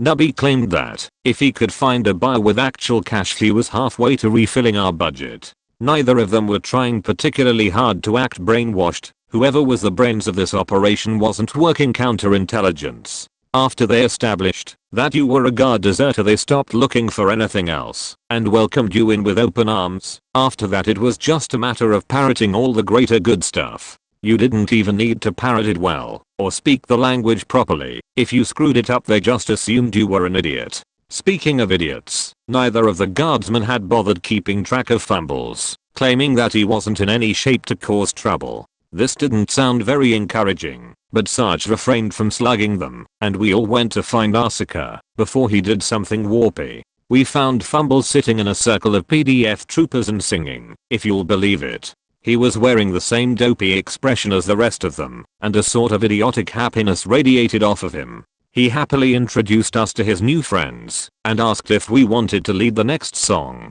Sarge eyed the large group of smiling armed men, then politely declined and asked if he could borrow Fumbles for a while. No one put up a fuss as we dragged the sicker away, and we all kept smiling and nodding until we got around a corner where Sarge started quietly dressing down Tink and Nubby.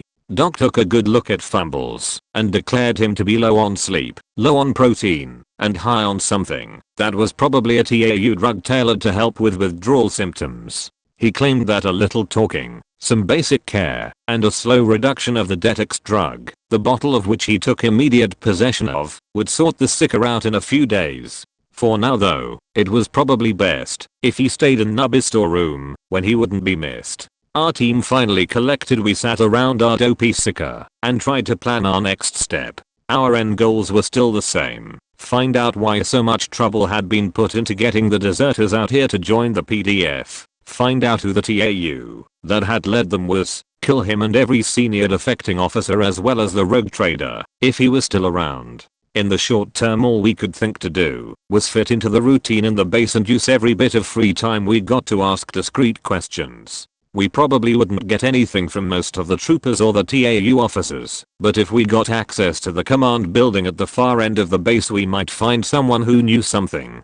Over the next week we learned how easy basic training was after you'd already done it once, and how awesome everyone thought the greater good was, but there were a few useful things mixed in. We managed to spot the traitor general we'd seen on our last mission leaving the command building one night, learned that there were occasional meetings with the big league TAU politician in said command building, and found out that the TAU firecast who led this PDF army was a loan from the Empire and a personal friend of the politician. In fact, they were so friendly that a team of fire warriors under his command was permanently assigned to protect the politician. We suspected that the diplomat was the cloaked Xenos who'd led the desertion plot, but weren't quite certain. We also had a decent lead on the rogue trader. Mostly the camp was all smiles and songs, but occasionally the fresh recruits that were dropped off didn't fit in.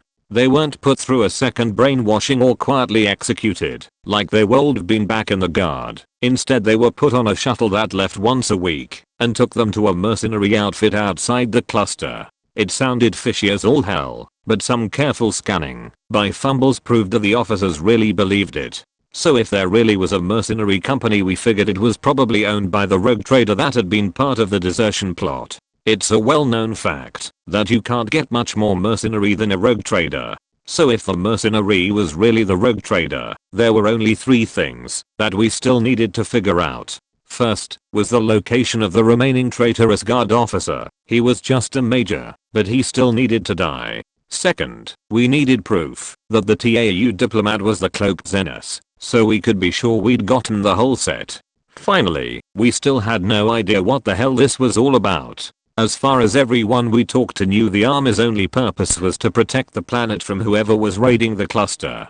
This sounded fairly reasonable, especially considering that even more raids had been reported over the months of our mission and gotten all the civvies worked up, but we knew it was at least partially bullshit. The desertions had started happening way before the raids, so there was obviously something else going on, even if we were too stupid to figure out what it was. Luckily we'd brought some smarter people along, just for this sort of thing. We sent out the infiltrator with all of our data and the adepts did a little digging. Mostly they looked into the TAU politician, since he was both the public face of the whole operation and the suspected mastermind behind the desertions. According to them, he was an off-worlder who'd come from the TAU empire, and was one of the guys yelling the loudest for the cluster to join, or ally with them. As far as us guardsmen could tell, this made him an asshole, but didn't prove he was our guy, or explain what was going on. The diplomatic adept insisted it all made sense though. In the end he had to dumb it down a little, before we really followed the situation, and by dumb it down I mean he sent us a vid of him acting out with freaking sock puppets. There was a blue sock that was supposed to be the TAU politician and a tan one that acting as the rest of the cluster's political leaders. He seemed to be enjoying the fact that we couldn't easily leave the PDF base and throttle him. Hi, I'm the TAU politician guy who might also be the secret mastermind behind the deserters. Hi politician guy, I'm all the other politicians in the cluster. We are scared because raiders have been attacking our planets. I think we should join or voluntarily join the TAU empire for their protection. We don't know, we like being independent and worry that the either empire will change our way of life and start a war. Well, we have to do something to protect ourselves. There's no point avoiding a war if we all die to raiders. If our armies aren't holding of the raiders and we have to join an empire, the Imperium is bigger and scarier. I don't think they would protect you. The Imperium doesn't care about anyone but humans, and I hear the raiders are all humans. Maybe they even work for the Imperium. That's worrying, but we still don't want to join the TAU empire. Well, I can't force you to join the TAU empire, but what if you accepted their assistance arming and training your armies? You'd be able to protect yourselves, and there wouldn't be any big TAU empire military bases to provoke the Imperium into war. That doesn't sound much better than our own armies, and it would give the TAU empire a lot of influence over us. No, it is much better. With superior TAU weaponry and training, your armies can easily handle the raiders. See, look at my army here. That army looks impressive, but we still aren't sure it would do anything to stop the raiders. Watch, if the raiders show up near us, we'll kick them back off the planet and chase them out of the system. If that works, we might listen to you about forming a partial alliance with the TAU empire. Goodbye now.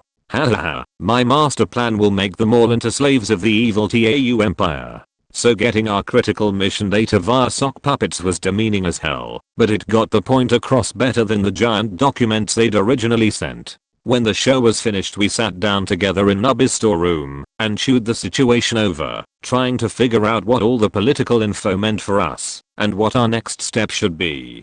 Sarge wound up deciding to go with Twitch's current interpretation of events, which for once seemed fairly reasonable. His theory was that if the politician was the one who'd orchestrated the desertion and dragged them all the way out here, he was probably behind the raids too. What's the point of having an army if it doesn't have anyone to fight? This theory neatly placed all the blame on one person, so if push came to shove we could just kill him and call it a day. Of course, this all sort of hinged on us, the politician being the cloaked Xenos, and Oak was probably not going to accept, we were pretty sure, as proof of mission completion.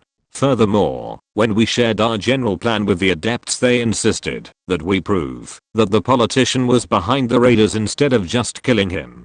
They said that, given how many people had died in the raids, it would be a huge blow against the TAU empire if we could prove they, or at least their supporters, were behind everything. This sounded like the sort of thing that the Inquisition was supposed to do, so Sarge reluctantly agreed, and we started planning ways to spy on the meetings in the command building instead of just blowing it up. Twitch was disappointed. Sneaking into the command building turned out to be much easier than it had originally looked like. Sure, there were TAU guards on the doors and most of the staffers were slit heads too, but the place was cleaned and maintained by the recruits. At first we'd thought that it would be necessary to get ourselves on the duty roster to get inside, and started figuring out how to arrange them. But then we found out the guards weren't checking IDs and apparently couldn't really tell one human from another. Hell, it seemed like their only real purpose was to keep anyone from entering the building armed, and they did that using a simple door scanner. A quick check even revealed that it was the same type of scanner we'd already fooled multiple times with scan shielded bags and clothing. So yay, it was pretty apparent that whoever was running security on this operation wasn't the brains of the outfit, or they were terminally trusting, or both. Anyway, we didn't look a gift horse in the mouth and quickly put together a straightforward plan for getting what we needed and getting out. We would figure out when the politician was coming for a meeting, bug the conference room, record him saying some really incriminating stuff, go in after the meeting and retrieve the device, then hand the recording over to the adepts and see if it was what they wanted. If that went smoothly, then we'd be clear to wait for his next visit, then grab him, or the traitor general, when they went to the bathroom, and have Fumbles rip the locations of the rogue trader and last traitor officer from their minds. After that we could just blow the entire building up and escape in the confusion. It was a nice, simple plan, and we'd have everything in place for our backup strategy of just blowing the building up. The only way it could go wrong was if we'd missed something major or one of us completely screwed up.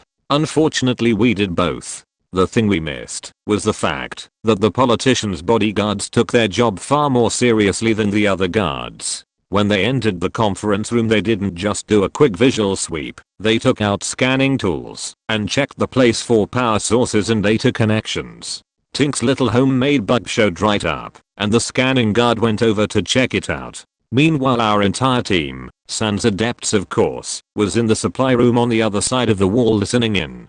Tink swore, told us we were busted and recommended we bail before they did a search of the building. Nubby and Twitch were already halfway to the door when Sarge vetoed this and told Fumbles to take a shot at fixing things. The Seeker lined up his target using the visual feed and his own ability to sense emotion, then psychically commanded the bodyguard to forget what he was doing and go back to his post. He'd performed that particular mental trick twice already during our infiltration, but this time, right at the critical moment, Fumbles fumbled. Our entire room and conference room's adjacent wall were instantly covered by a sheet of frost. That didn't faze the bodyguard Fumbles had been aiming for, but there were a few other people in the room. While the other bodyguard drew his weapon and covered the wall, the Firecast who led the PDF warned everyone there was a Seeker nearby and told them to get out. Then, I shit you not, the traitor general yelled, "It's Bane Johns. I told you he'd never stop chasing us,"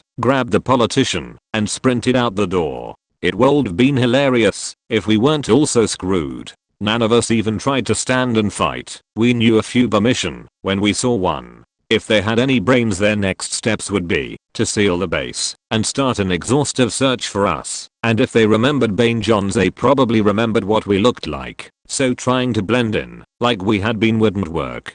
We either needed to make it out of the base before they locked down the exits, or find a damned good hiding place in the base. First thing first though, we needed to get out of the building before we wound up trapped in it. Nubby and Twitch led us in an all-out sprint for the least guarded building exit. We were probably halfway to the door before the bodyguards or PDF commander even thought to enact some sort of lockdown. Of course, 7 men running through the hallways at a dead sprint attracted some unwanted attention, and we really couldn't afford to have anyone speeding up the search right now. The infiltrator plugged a dumb recruit who got in our way with his silenced pistol. Sarge's cloths line broke the neck of a second, and WWOTAU staffers died with surprised expressions on their faces and combat knives buried up to the hilts in their foreheads.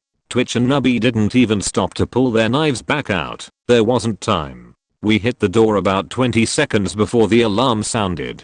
The single TAU guard watching it started to draw his weapon. Then Fumbles did something irreversible to him, and he forgot we were there, and most of his childhood to boot. We all felt a pang of guilt from the Seeker. Quick and dirty psyching isn't pretty stuff, but at least that was the last casualty. We could see the base's gates closing ahead of us, so at Sarge's signal we slowed down, fanned out, and tried to look nonchalant as we walked towards Nubby's storeroom. There wasn't time for a long debate about what to do next. The options were find a way out, hide, or fight to the death.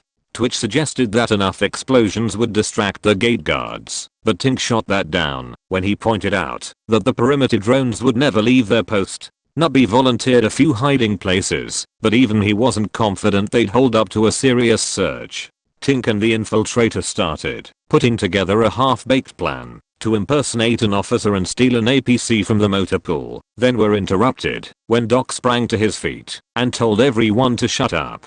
Doc told the rest of us that wasn't much time to explain. The only way his idea would work was if we moved fast. We grabbed what gear we could easily carry and followed the medic as he led us towards the middle of the base. As we half ran, Doc quietly explained that there was one exit that was never well sealed because it was supposed to be open to everyone, free of judgment or reproof. The weekly shuttle that took the few troopers that refused to embrace a greater good to their new life as mercenaries had landed that morning, and it was still on the pad.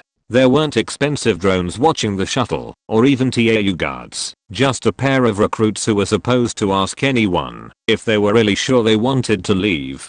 Doc figured that if we got on the shuttle before the serious search started, and the guards vouched that no one had come past them, then it'd be allowed to leave on its normally scheduled run. All we needed for this to work was a bit of luck, a little sloppiness from our pursuers, and 4 fumbles to pull off 2 more pieces of psyching. At the back of our group, the fumbles realized this entire plan rested on him and made a small choking sound. We got fumbles calmed down and took up position a little way away from the shuttle ramp. Each of us told the nervous sicker we believed in him. Then Doc gave the signal and everyone held their breath. One guard's expression immediately went vague, but as fumbles turned towards the second, a sort of dark foreboding. It felt as if everything was about to come crashing down around us. It didn't though. The second guard's expression went vague too. Then we shook off the uneasy feeling and casually walked up the ramp.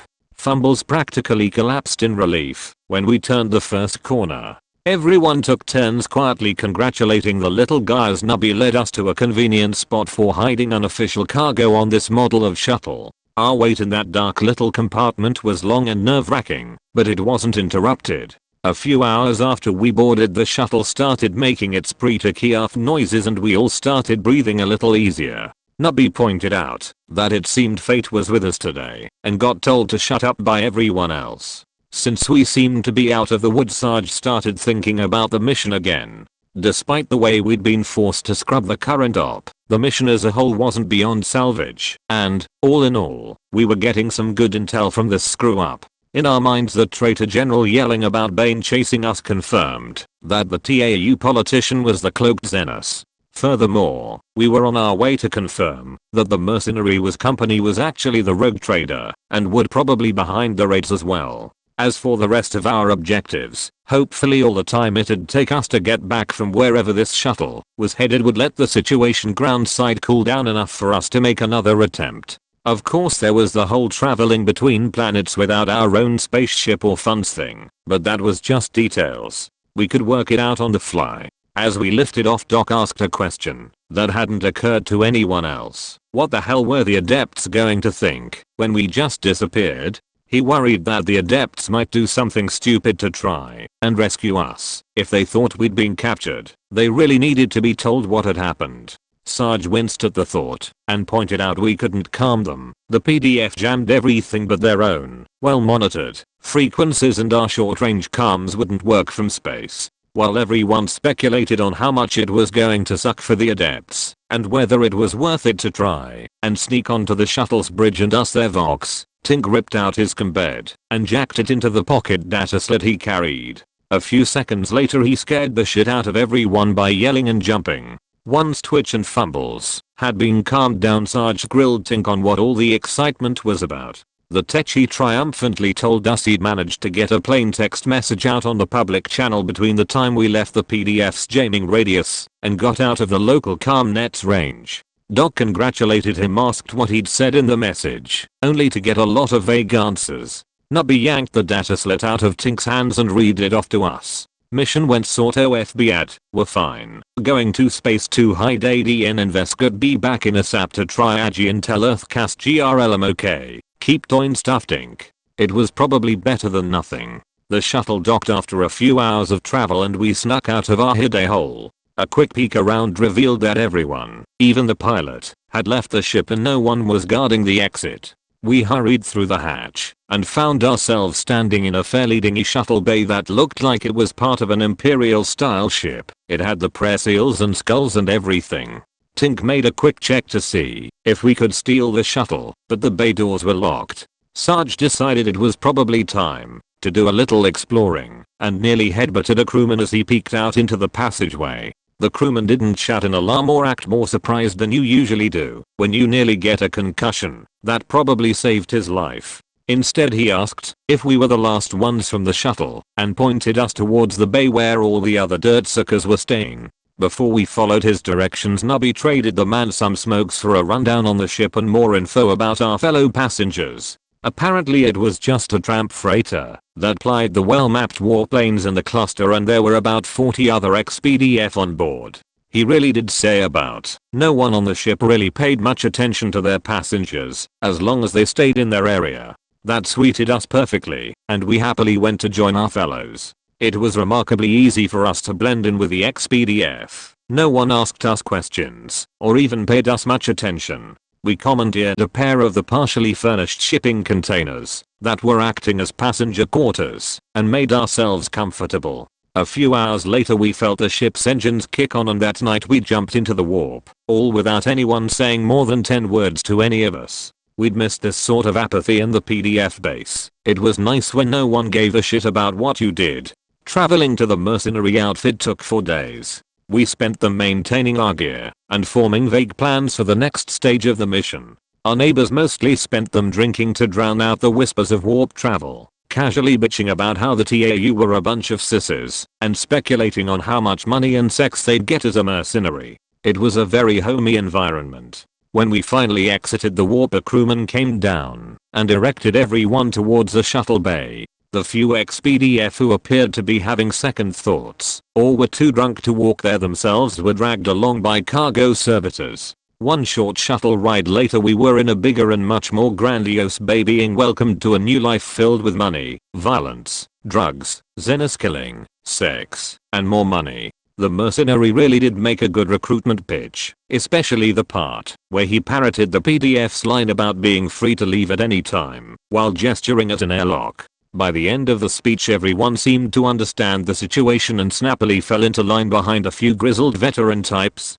Most of the rest of the day was spent in orientations of one sort or another in the usual army recruitment stuff. Uniforms and bunks were issued, schedules were handed out, and 1 or 2 random men were mercilessly screamed at for minor and possibly imaginary infractions. Sarge watched all this with an approval that was only slightly marred by the fact that the yellow was a vile traitor to the Imperium instead of an honest guardsman.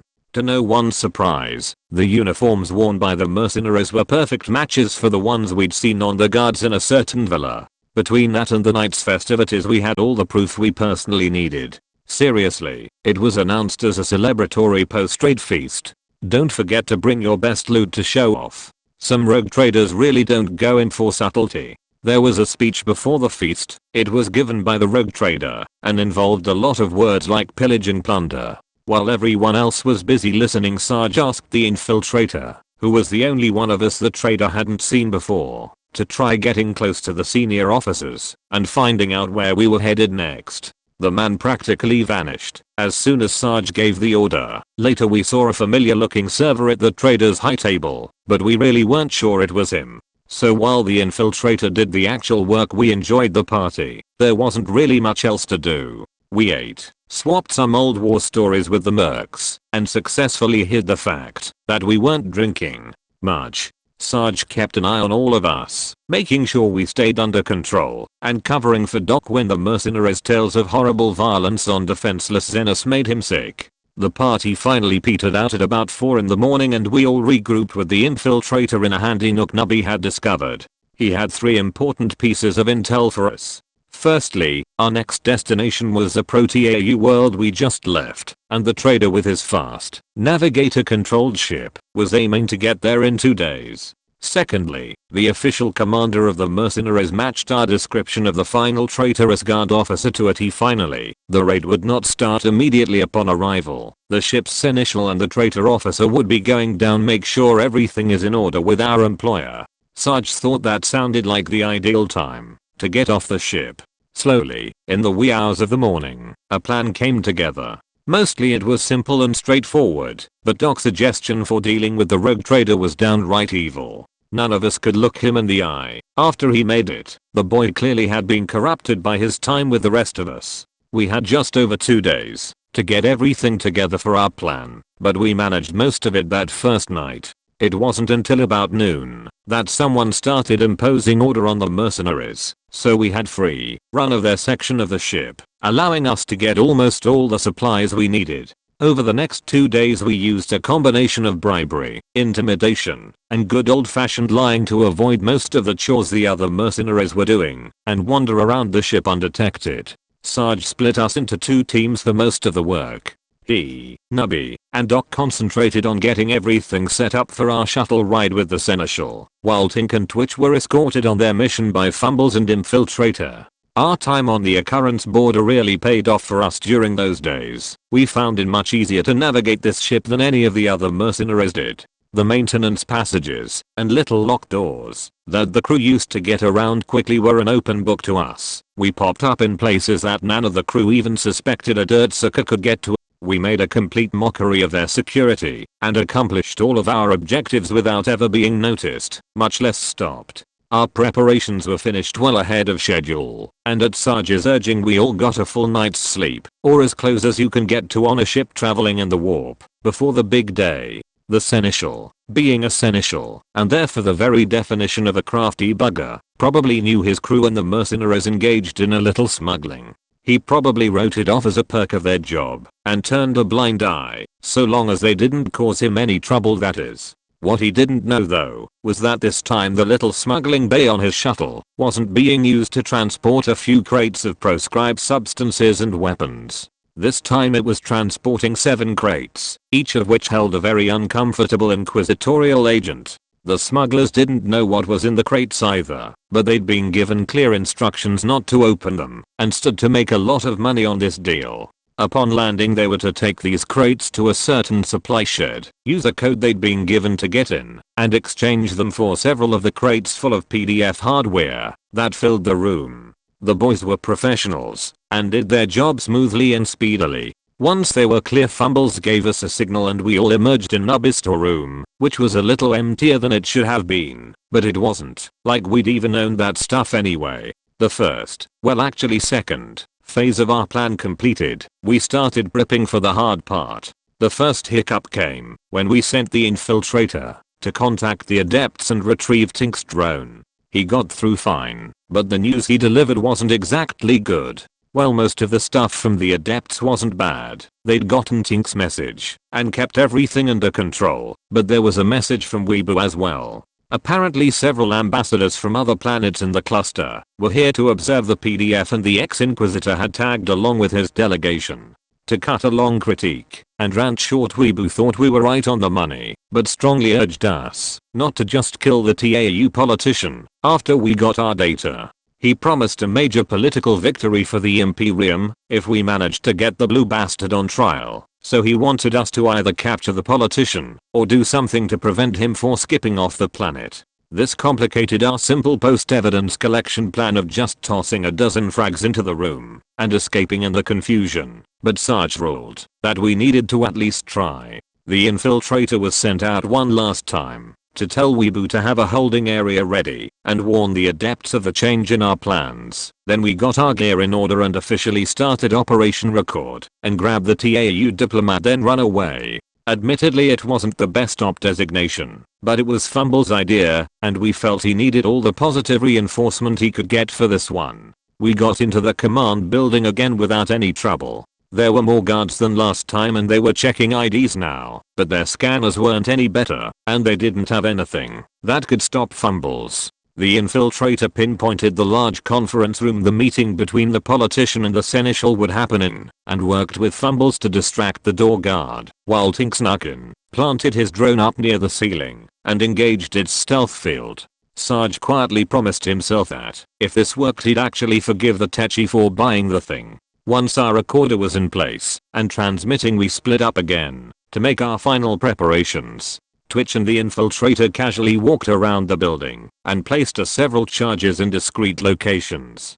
Doc prepped a vial of sedative, and Fumbles grabbed us some snacks from the cafeteria. Finally Nubby was given a pair of charges to plant on the front gate and sent to commandeer an escape vehicle. The TAU diplomat arrived right on schedule and his bodyguards began scanning the room.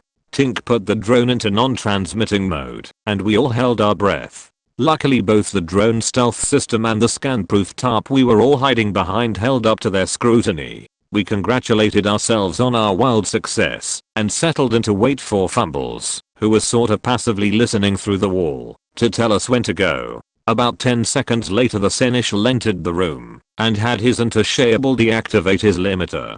Suddenly we all felt a lot less smug. A very quiet debate was held in that closet while the meeting started. We'd been originally planning to use Fumbles to make sure we had enough evidence before breach and to pinpoint all the hostiles for a quick takedown. Now we were going to have to go in blind and wouldn't have his assistance until the untouchable was dead. Of course the debate didn't really change our plan. We were still going to bust open the wall, kill almost everyone, then run out to where Nubby had the getaway car ready. Those first 2 steps were just going to be a lot more dicey. After a few dozen tense minutes Sarge estimated that enough time had passed and gave the word to get ready. Everyone picked up their weapons and got into position. Doc readied his vial, Twitch put his breaching charge in place, and Tink got ready to send the drone's recall command. Sarge held up a beefy hand and counted down. The last finger descended, Twitch hit his detonator, and a 6-foot section of reinforced wall turned into a wave of shrapnel, completely shredding the Seneschal and the former guard major who'd been commanding the mercenaries. 1 down, 3 to go. Before the gooey remains of the 2 men hit the floor 3 flashbangs had entered the room. The split second after they detonated Sergeant Twitch followed them in and opened fire on the guards in either corner. A second after that Doc and the infiltrator sprinted into the room and gunned down the guard standing next to the dazed TAU diplomat. Finally Tink entered the room, barely ducking below the drone as it whizzed out and blew the head off the traitor general. 2 down, 2 to go. There were now 5 of us and 4 hostiles in the room, but we didn't know that. Sarge executed the wounded untouchable lying near his feet and turned to where Doc and the infiltrator were grabbing the stunned politician. He caught a flash of movement, heard a yell from Fumbles, then barely managed to duck below a stream of plasma bolts. Doc and the infiltrator weren't so lucky. Doc's got hit in the stomach and went down with a choked shout. Next to him the infiltrator lost his head with an ugly splatting sound.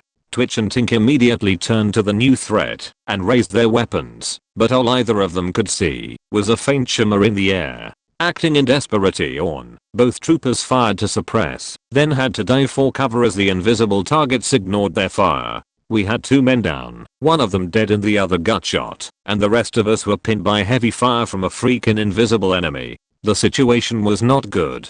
It was at that point, right when we were kissing our asses goodbye, that Fumbles saved the day. The little Sikaranen took a deep breath and let out a deafening shriek, which was echoed by 2 shouts of pain from the far end of the room.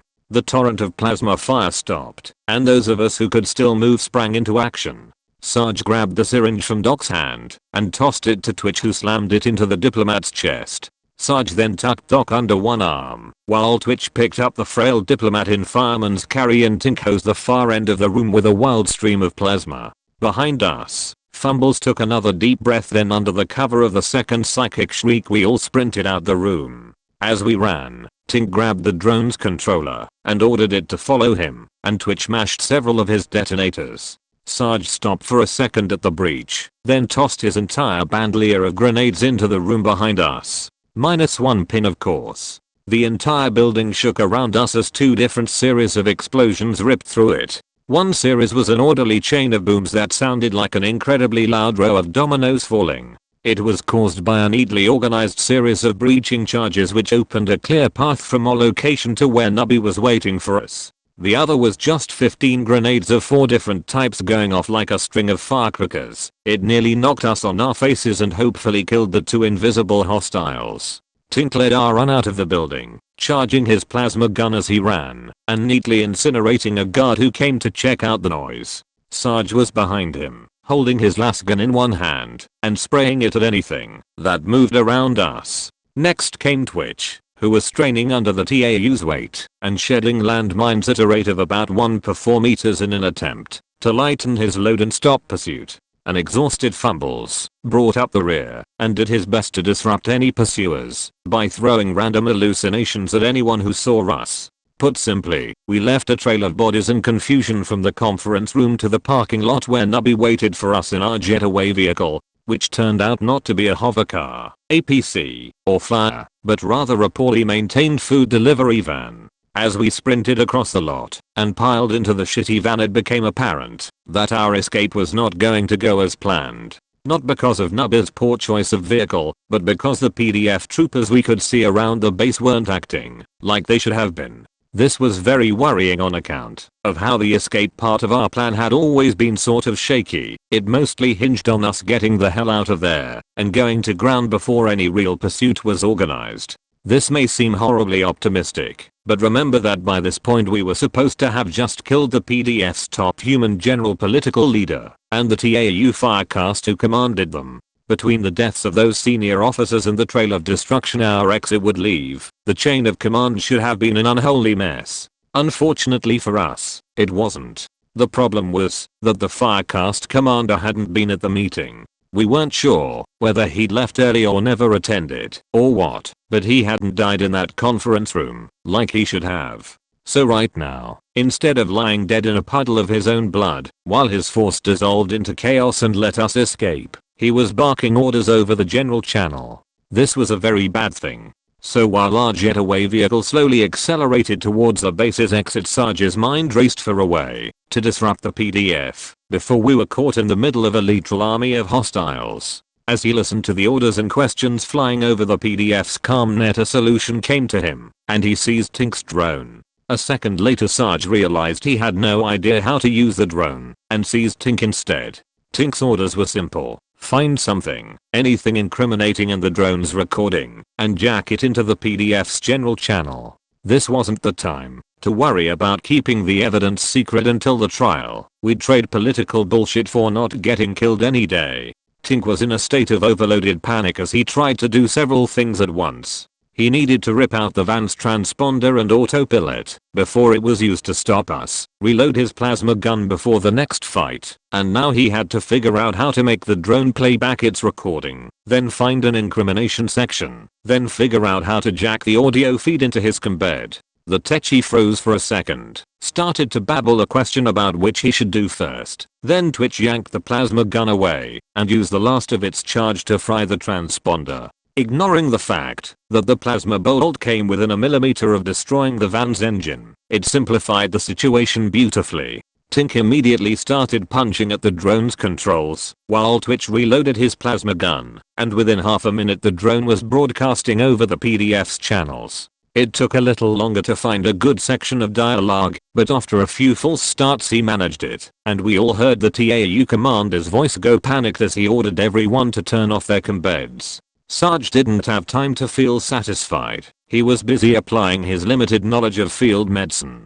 The TAU-style flak armor Doc had been wearing hadn't done jack to stop the plasma bolt. The gut wound went all the way through, but it had missed anything immediately fatal and partially cauterized itself. Sarge hit the medic with an ampule painkiller and another of stim that brought him back into focus. From there, Doc was able to walk Sarge through applying a dressing and blood pack as well as treating a few minor wounds the other guardsmen had taken without noticing. The TAU diplomat lay in a heap in the floor and occasionally moaned or snored. No one bothered to secure him until a hard turn nearly shot him out the half-closed door.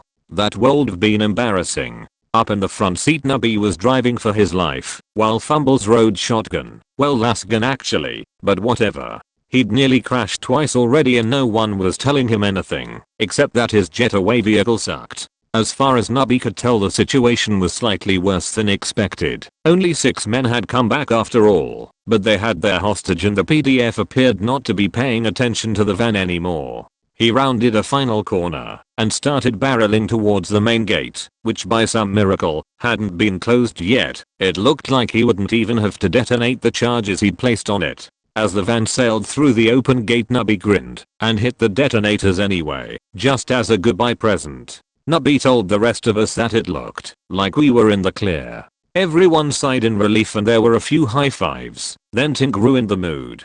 He swore loudly and told us that the PDF general comm channel was closed.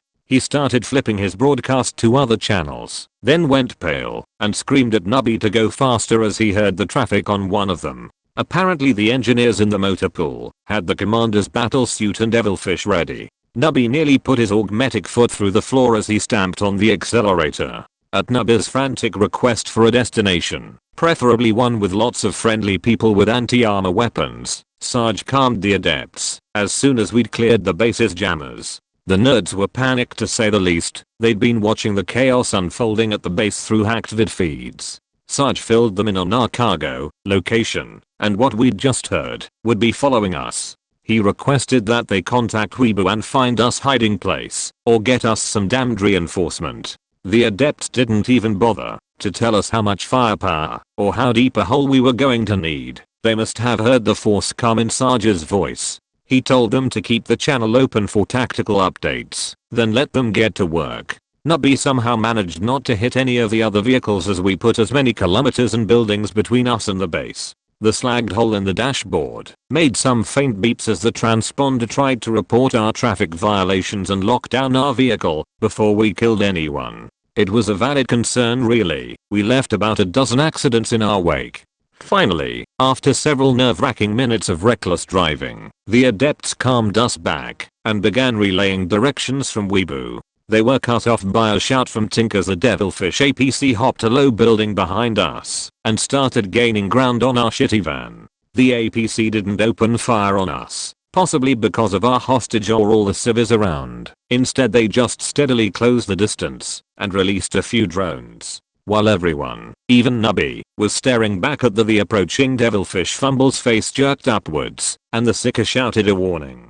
So no shit, there we were, trying to outrun a top-of-the-line APC in our shitty van, when 3.5 tons of pissed-off Xenos battlesuit dropped out of the sky like a fucking meteor and landed 5 meters in front of us. Nubby screamed and swerved the van as hard as he could, actually managing to raise the vehicle onto 2 wheels. I swear by the Emperor, one of our tires actually went over the battlesuit's head as we pulled off the sort of turn you typically see lightnings make. Everyone who wasn't buckled into their seats in the back of the van was tossed around like a cat in a tumble dryer. It was a bloody miracle that none of our weapons or Twitch's mines went off. As the van dropped back onto 2 wheels, Tink poked his plasma gun out the back door and took aim. For its part, the battlesuit was just standing there and staring at us, looking as confused as a giant pile of boxes can.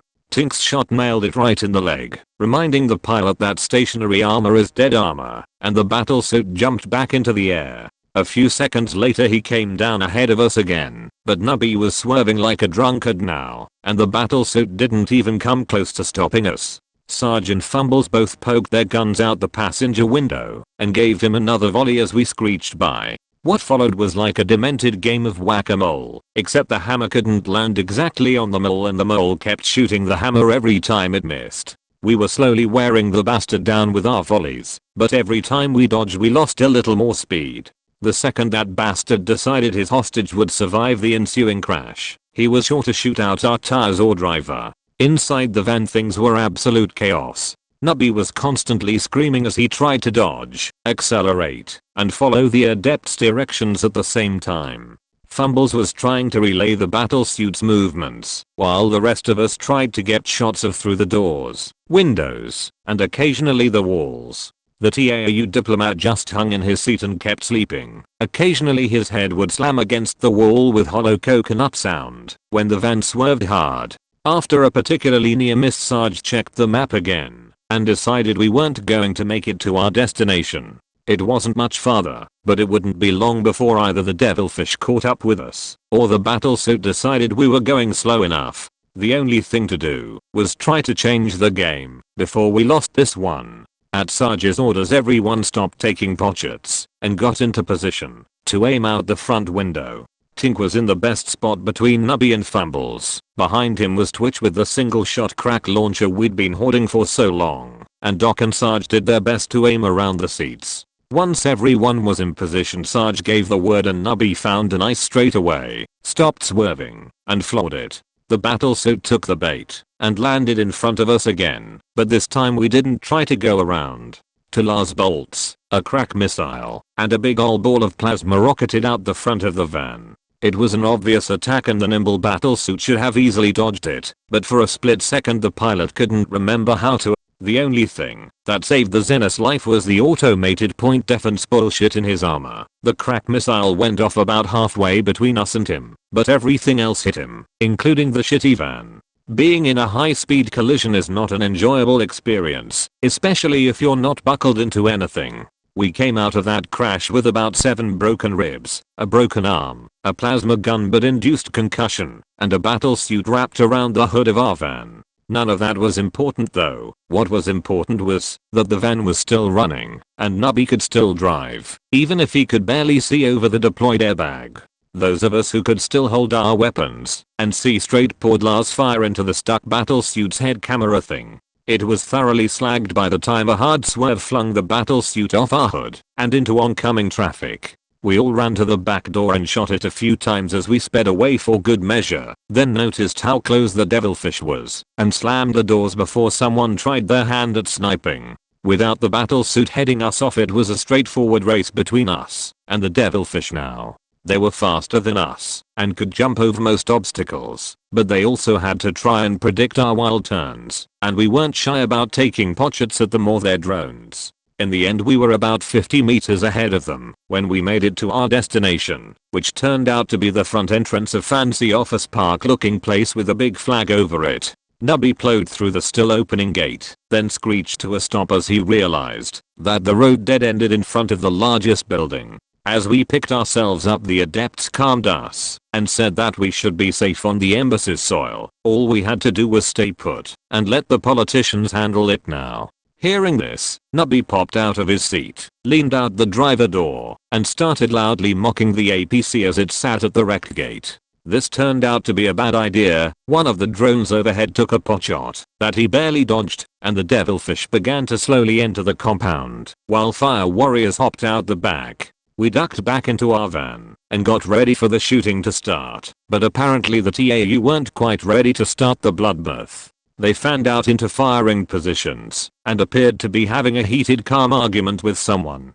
The adepts told us to stay put again while they handled this. The TAU should back down if nothing pushed them over the edge. Sarge decided it would be a very bad idea to bet our lives on this and quietly instructed us to get ready. For a little while it looked like the adepts were right. A large number of soldiers, human, TAU, and even a few Kroot came out and faced down the PDF TAU. The hostiles were definitely having second thoughts, even with armor on their side, and we could hear Weebu's voice as he browbeat their leader via the comms. Then the half-slagged battlesuit, with the PDF commander peeking out through the open chest hatch, came rocketing in. We didn't wait for things to spiral out of control. Sarge gave the order and 5 guardsmen worth of smoke and flash grenades were tossed in every direction. Under the cover of that barrage we did what any red-blooded hero of the Imperium would do in that situation. We ran like little girls while screaming. The nades gave us some cover. Fumble's partial cloak of invisibility gave us more. And finally we had the TAU diplomat as a hostage in the middle of us. We still took a hell of a lot of fire though. The embassy exploded into a point-blank firefight around us. The air filled with plasma bolts as to heavily armed forces with no cover opened up on full auto. We couldn't tell who was winning or losing. All we cared about was running faster. Doc went down first, taking a hit in his leg. Without missing a beat, Sarge grabbed him by the collar of his armor and dragged him along. Next to fall was Nubby, who got spun around by a shot to his shoulder. Tink grabbed one leg, and Fumbles grabbed the other, and dragged the little trooper along as he screamed and cursed. The final stumble was Twitch, who didn't see the embassy's front door in the smoke, and ran right into it. Luckily the politician absorbed most of the impact, and after 2 tries the concussed trooper made it through the door. Then we were all in and clear. We were all bleeding, we were all hurting, but by the Emperor we were still alive. Everyone started laughing and thumping each other on the backs. Then there was a large explosion outside, and we all sprinted farther into the building. Weebu found us 4 tied up in a walk-in freezer. We didn't let him in until he went and fetched us our adepts and a medic. Between the broken arm, shot leg, and gut wound, ours was sorta busted. When Weebu finally talked us out of the freezer we didn't bother with formalities. Sarge just handed him the drone, and the diplomat told the adepts that they were in charge for the next 12 hours. Then we all collapsed onto the first pieces of comfortable furniture we could find.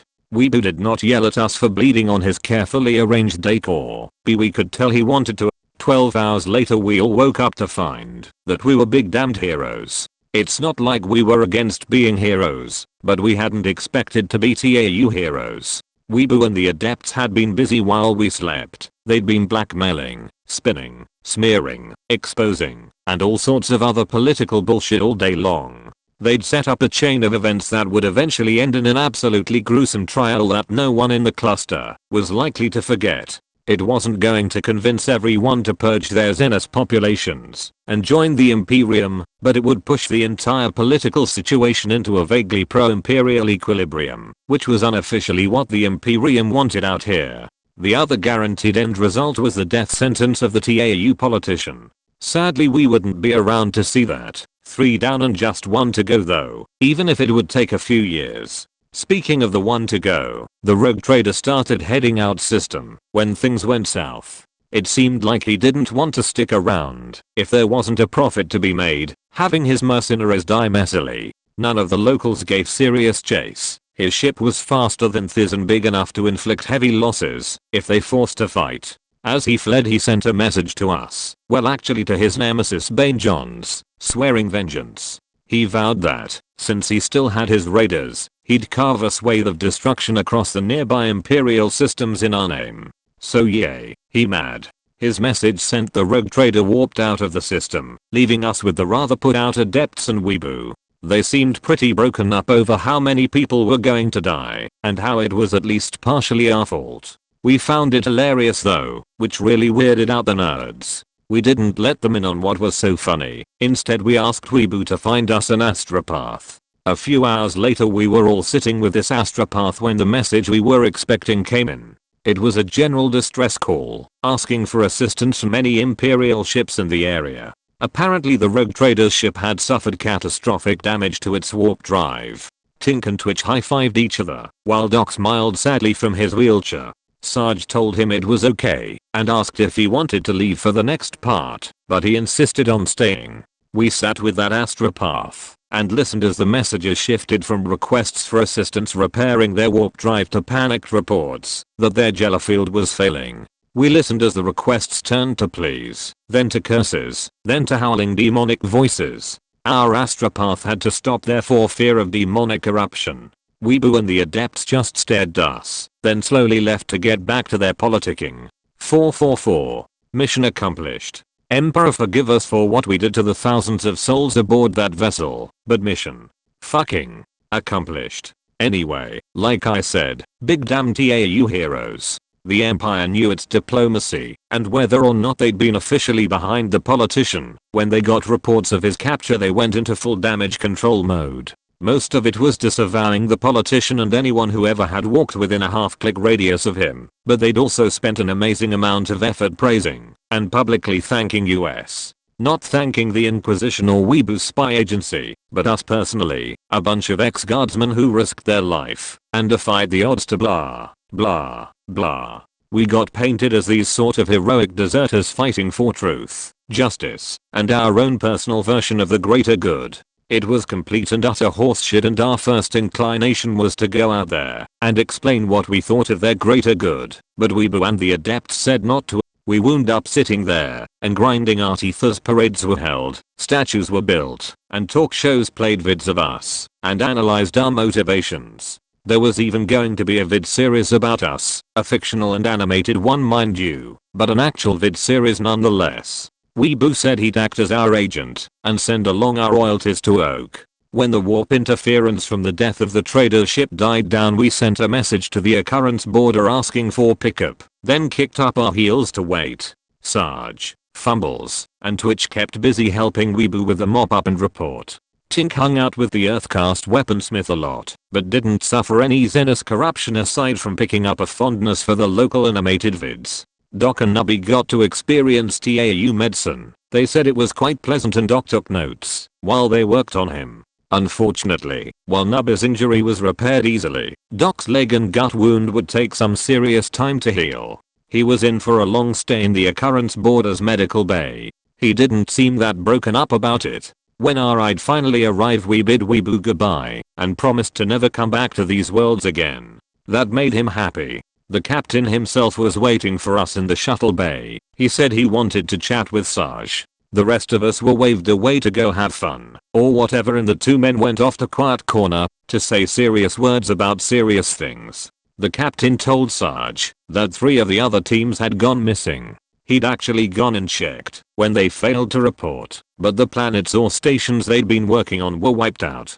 Sarge shared our story of the rogue trader and his raiders, explaining how they'd been raising planets as part of a big political ploy, but the captain said it didn't fit. Sea raiders left bodies, either his or their victims, but there were always bodies. Maybe a few of the worlds around here had been hit by the rogue trader, but someone was wiping colonies completely clean of life and entire stations were disappearing. He'd mapped out systems that had been reported to have been wiped out or stopped responding to astropathic messages, and a sort of pattern had emerged. A long, snaking line of destruction had been cut through the border worlds and the Tau Empire, and now it was turning towards Imperial space.